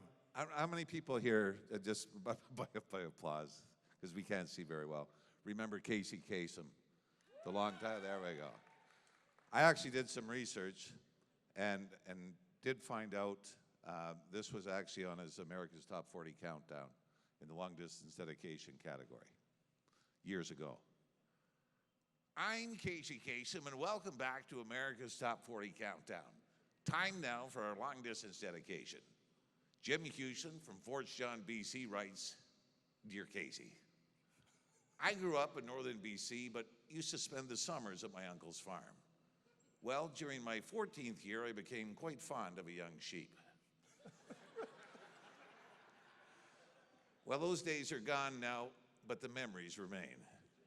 Now, thanks for writing Jim, and here in our long-distance dedication is Air Supply with There'll Never Be Another You.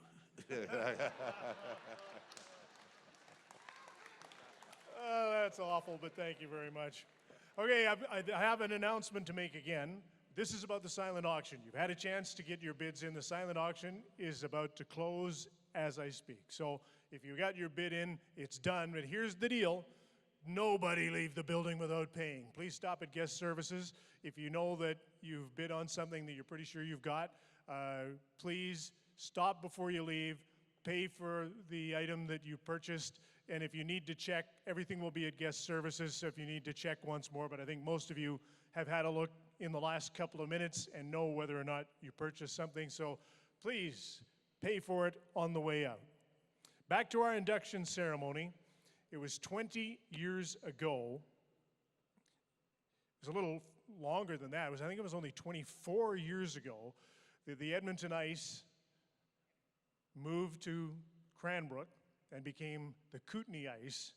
They became champions of the Western Hockey League very quickly, and by the year 2002, they were Memorial Cup champions. 20 years ago, this year, the Kootenay Ice won the Memorial Cup and won their way into the British Columbia Hockey Hall of Fame.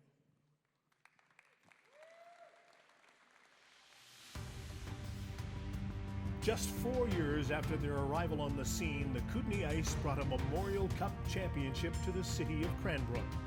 Longtime Western League Commissioner Ed Sharrers and his family brought the franchise to Cranbrook from Edmonton in 1998. By 2000, they won a league championship, but came up short in the Memorial Cup. Another league championship followed in 2002, but this time, they made good on the trip to the national championship. Moving into the final from the round robin, the Ice beat Victoriaville 6-3 in the championship game to secure the Memorial Cup. Jared Stoll, last to touch the puck, and the celebration is on. The Kootenay Ice 2002 MasterCard Memorial Cup champions. Two-time Stanley Cup winner Jared Stoll, Marek Svatos, Nigel Dawes, and Coach Ryan McGill were notables on the Ice that moved onto the NHL. 20 years ago, Memorial Cup champions, the Kootenay Ice, enter the BC Hockey Hall of Fame in the team category. Congratulations to the Kootenay Ice, and it is our pleasure to welcome the general manager of that team. Jeff Sharrers is here tonight to accept the award and to present it. Someone else who's come from Cranbrook and now is in our community and a member of the British Columbia Hockey Hall of Fame and the Hockey Hall of Fame and a winner of absolutely everything in hockey, Scott Niedermeyer, to make the presentation to Jeff Sharrers.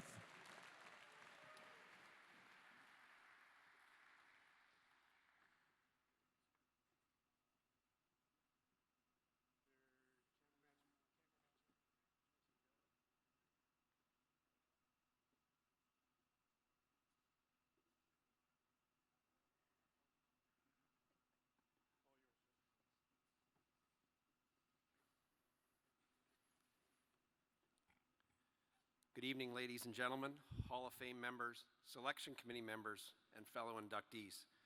Before I start, I would like to personally thank Executive Director Pat Lawyer for all his hard work to get this great event up and running again. Events like this do not happen on their own, and I know there are many other people behind the scenes who have worked tirelessly so all of us could enjoy the festivities of the last 2 days. To all of you, I also say thank you. Hard to believe.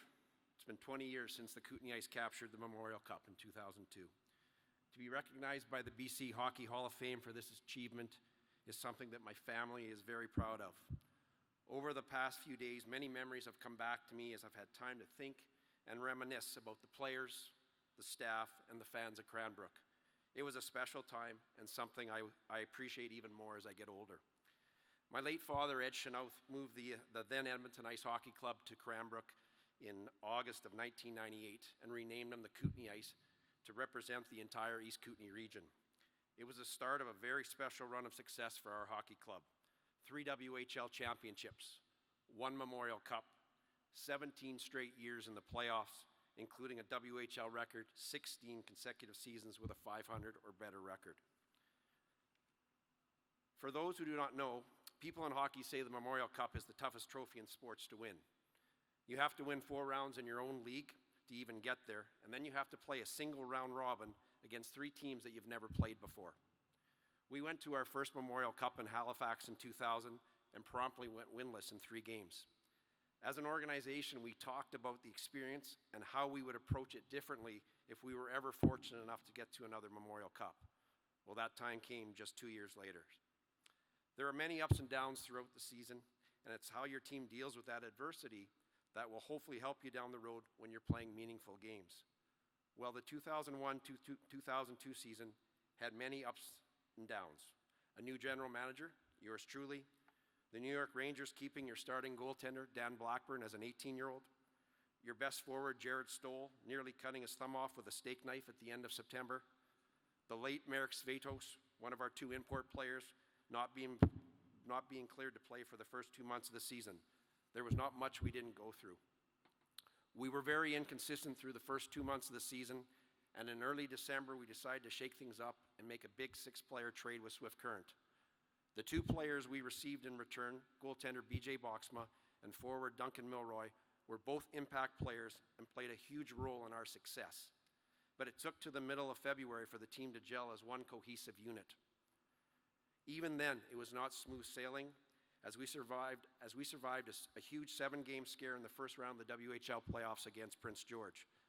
That series and the adversity we faced paved the way for our success throughout the rest of the playoffs, as we learned what it took to win games at the most important time of the season. The hard work paid off as we won our 2nd WHL championship in 3 years, defeating Red Deer in double overtime at home in Game 6 of the WHL final. We headed to Guelph for the 2002 Memorial Cup. Our approach as a group was all businesslike. We knew what to expect both on and off the ice, and between the 5 players who also participated in the Memorial Cup in 2000 and our coaching staff, nobody was going to let the opportunity slip by again. The key at any short-term event is to win your first game. It sounds simple, but it is never easy against an opponent you've never faced. Well, we won our first game 3-0 against Erie, and less than 24 hours later, we scored in the last minute of regulation to defeat Guelph 4-3. Those 2 victories, combined with losses from the other 3 teams, guaranteed us a spot in the final. Sunday, May 26, 2002 is a day I will never forget. We beat Victoriaville of the Quebec Major Junior League 6-3 to win our first and only Memorial Cup championship. The joy and jubilation that day, not only for myself, but for the entire team, is something I will never forget. To see the smiles on the players' faces, knowing they had climbed the mountain and reached the top, made all their hard work and sacrifices worth it. In closing, the success of the Kootenay Ice was not only due to the players on the ice, but a hockey staff that had many differing opinions on how to get to the finish line, but when push came to shove, we're all unified when it came to building championship teams. We would not have had the success we did without the following people: Bob Torrey, our first general manager; Roy Stasiak, our assistant general manager and head scout; head coach Ryan McGill, and assistant coach Corey Clouston. To all of them, I say thank you again, because without their hard work and commitment to excellence, we would not be here tonight. I would also like to recognize BC Hockey Hall of Fame Director and Hall of Fame member Scott Niedermeyer. In addition to my father, Scott and his brother Rob were part of the ownership group that brought the Kootenay Ice to Cranbrook in 1998 and were part of all 3 championship teams. Thank you very kindly, and enjoy the rest of the evening.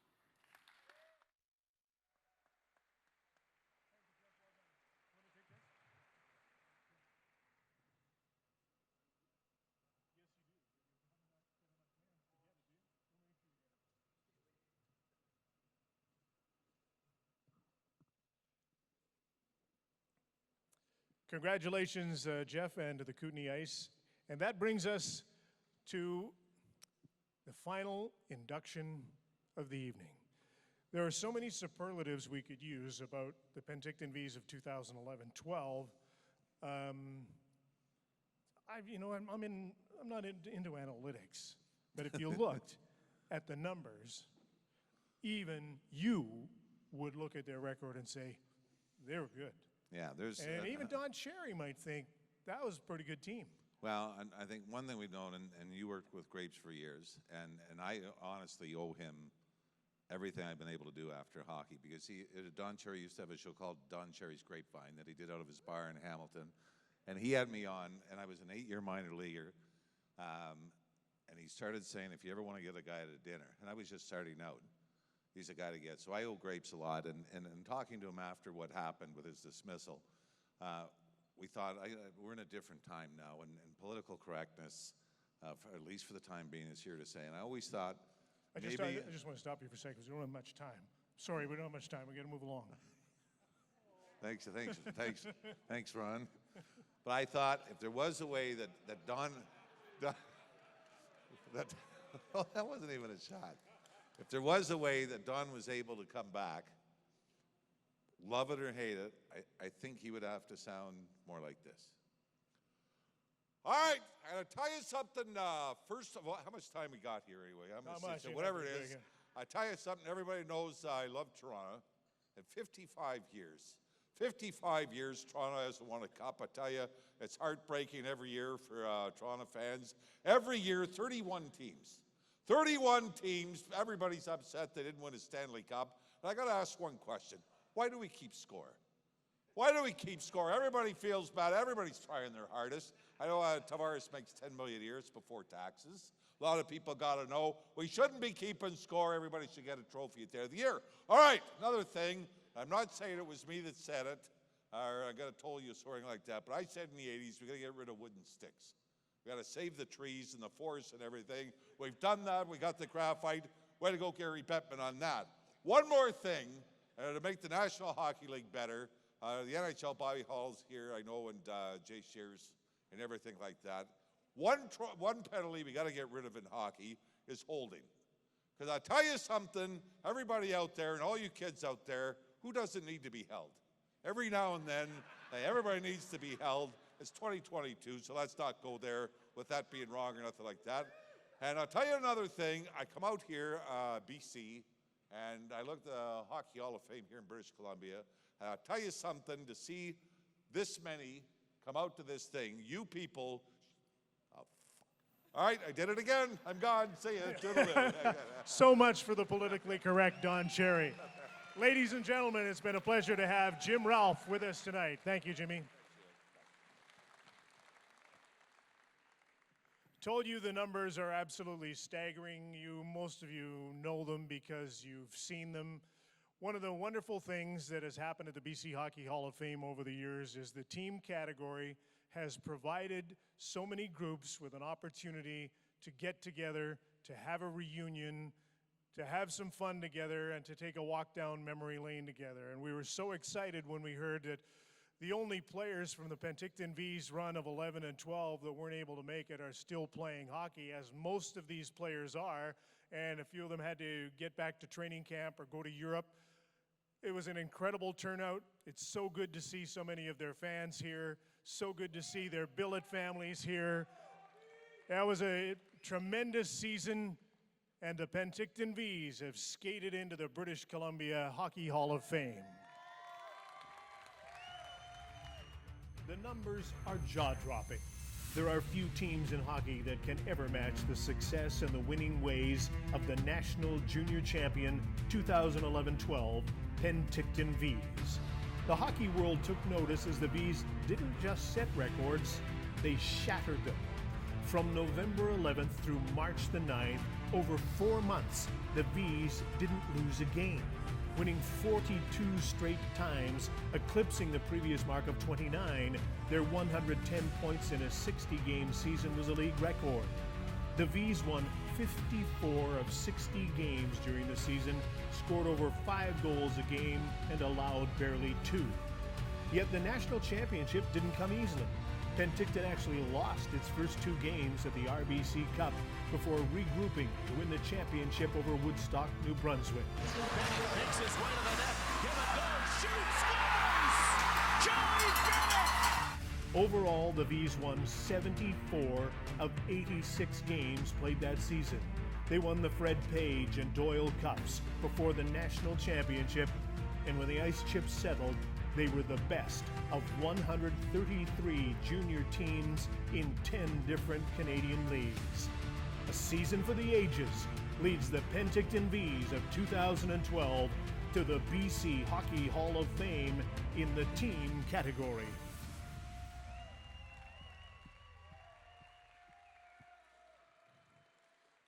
So it was a thought to do something a little different tonight for this presentation because of where we are and who is being presented with this award.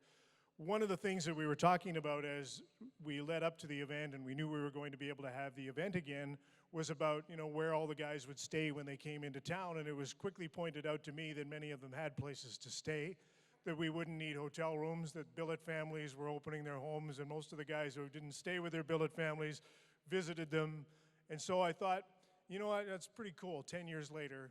And really, when you think about it, it's one of the understated backbones of hockey, the billet family. Really and truly is. Without billets, so many road trips. I remember them from my minor hockey days. If you didn't have a billet, you couldn't go on the road because we didn't get to stay in motels. So, in honor of all billet families, particularly in British Columbia, I'd like to invite down to the stage to present the Penticton Vees with their induction into the British Columbia Hockey Hall of Fame, longtime Vees billet family, Stephanie and Michael Bryden.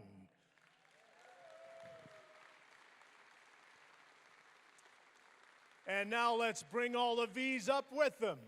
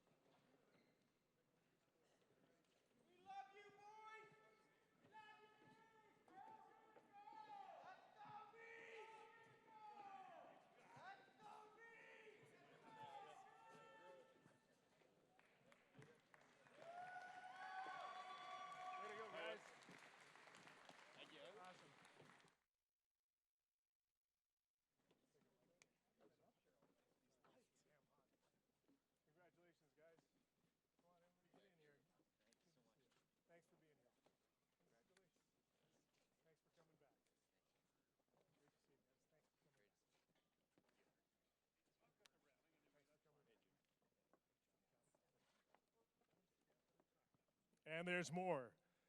Staff. Hey, Murray.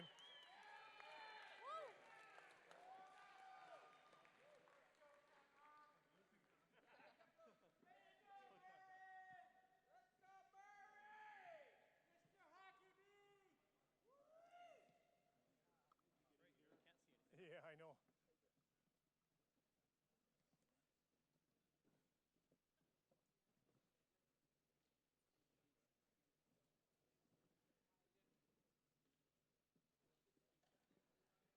Here they are, folks.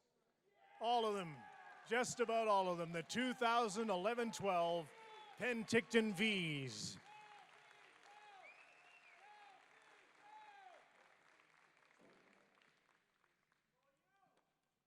And here's their coach and general manager, Fred Harbinson. Well, yeah, there you go, Mayor. Thank you. I want to obviously start by thanking the BC Hockey Hall of Fame Selection Committee, all the volunteers, everybody that puts this event on. It's something that we've missed the last couple of years. Pat Lawyer, who I've known for a long, long time, growing up in Calgary, has really done an amazing job here in this facility with the hall. It's gives us another recruiting piece when we bring players through here, so it's something that I really appreciate. Clearly, congratulations to all the other inductees. It's an honor to share this evening with all of you. It's like I said, it's amazing. And then, clearly, I want to thank everybody that's standing behind me. It's outstanding. You can kind of see how much it matters to us that this many staff and players and obviously the volunteers and fans and billets that are in the stands, what it means to our organization. So thank you guys. I really appreciate it. I've been here 15 years, and everybody knows in Penticton, the history and tradition of this program goes way back. And, we've been very fortunate in this city to, have some amazing, outstanding teams that go back to this, the senior team in '55 that won the World Championship. The '86 Knights are actually in the Hall of Fame already and won the Centennial Cup. And Rick Kozabak is somebody that I still stay really close with. It's somebody that I really leaned on actually during this season, in that 2012 season. And, we just won our 13th BC championship this past season. And, yeah, there you go. We sure did. And we've been fortunate to win 5 of them in my time here. And you know what? And just like you listen to Jeff there with the Kootenay Ice, every championship team has its own little story, unique memories, as he mentioned. And, I think it's clear with this group here, the 42-game winning streak is, you don't want to say it overshadowed the championship. Like Joey Bennick's goal of 52 seconds, amazing, and win a national championship. But the 42-game winning streak is something that I think at the time we didn't even realize what we were doing. It's something we talked about at the end of that year that we would look at years later, which we are tonight. And there's too many memories when you talk about winning 70-some games. But when you think about that winning streak, to be honest with you, I can remember the game that we lost right before it started. It was November 5th. A Merit player a winger went blowing down this lane right in front of me, actually, and put it over our goaltender's shoulder, and about a minute into overtime, and we lose the game. And then, we go on to win 42. I think it was March 10th or whatever it was, where we lose the next game. And the interesting story there is that, the next day, I was almost removed as coach of this team at that point. And it wasn't because Graham tried to fire me. It was because my wife went into labor. And a lot of people don't realize this is that day during labor, I was in the middle of a 3-way deal for Bryce Gervais, who's one of the guys that wasn't able to come here today. And my phone kept ringing and ringing. And during the whole process, and the nurses are looking at me, wife was saying things that I've never heard before to me. And, I have to say, Heidi, thank you, but Jervs did tie the game with 10 minutes to go in the national championship game. Even though he wasn't here, he scored 42 goals. So, there you go. I guess I was right on that one. So, but all seriousness, currently, you know what? We're very proud of our brand recognition in hockey. And I really believe, a lot of people can say what they want, but I believe that this team here, and it's not taking anything away from anything that's been done before them or after them, but this team here is the team that really put our program on the map in today's day and age with social media. They played the game the right way. We had a little bit of everything. We had one of the toughest players in the league. We had speed, we had depth, we had goaltending. Every single guy, there was no drama. They didn't come in my room and complain about what role they were playing. They just wanted to play. They cared about each other, and it shows by how many guys showed up tonight, obviously. And yeah, there you go. It's honestly really hard to measure, what they've done for our program, what they've done for me as a coach, what they've done for this city. And in sports, obviously, we always are, gauged on what you do in the playoffs a lot of times. That's how they measure success. And, and the banners that are hanging in your building. And these guys did everything they could there. And so obviously they were successful, during that season. But the thing for me, like last night, we had some time to get together and we had all the trophies and everything else, and I'm talking to the players. But honestly, for me, one of the things that we talk about here is I believe in junior hockey. Obviously in pro, you have to win, and we have to win at this level too. But I think what your people do once they leave your program should be just as important to gauge that success. And honestly, like last night, I'm sitting there talking to these guys, and every single one of them have had their own path. Some of them are still playing hockey, some of them aren't. They have different titles. Some of them are businessmen, some are husbands, some are fathers, but all of them are successful. And it's something that me, Graham, the entire staff are very proud of, and we've had staff members go on and do bigger and better things. But they were so successful back in 2012, and it's amazing to see 10 years later they're even more successful now. Real proud of you guys.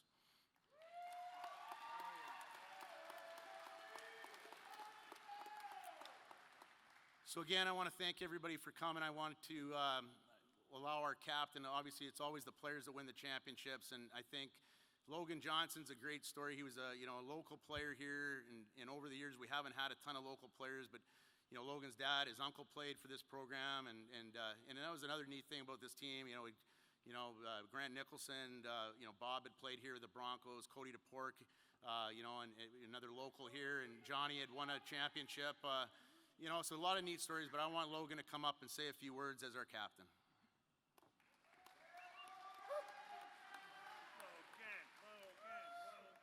So, thank you. So I'm going to keep it short. I want to start with something that I've been asked a few times is what worked, particularly for that year, or obviously for that year. For the next generation, I think there's obviously all the things you can see on paper, but I witnessed it last night. We were having a drink out of the cup again, and every guy stood around in a circle, and there was nobody that wanted to go up and do it first. And it wasn't about being nervous or anything like that. I think this whole group was late to take credit and early to take blame. And that adds up over time. And I just like, for the next generation, it's buying into the whole group. And we had like an amazing team that other guys could have gone to other places, played on the first line, all across the board pretty much.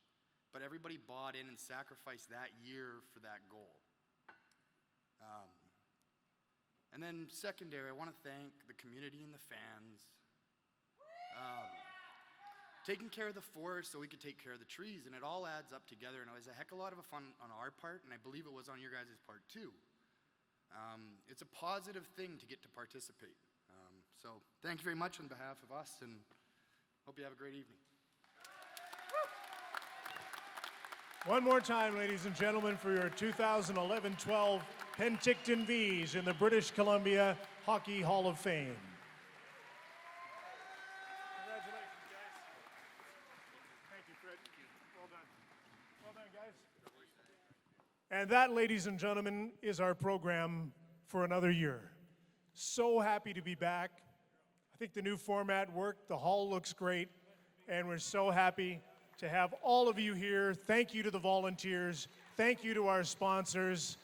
And congratulations again to tonight's inductees. And thank you again from the bottom of our heart from the British Columbia Hockey Hall of Fame. We'll see you next time, and may there always be blue lines on your ice.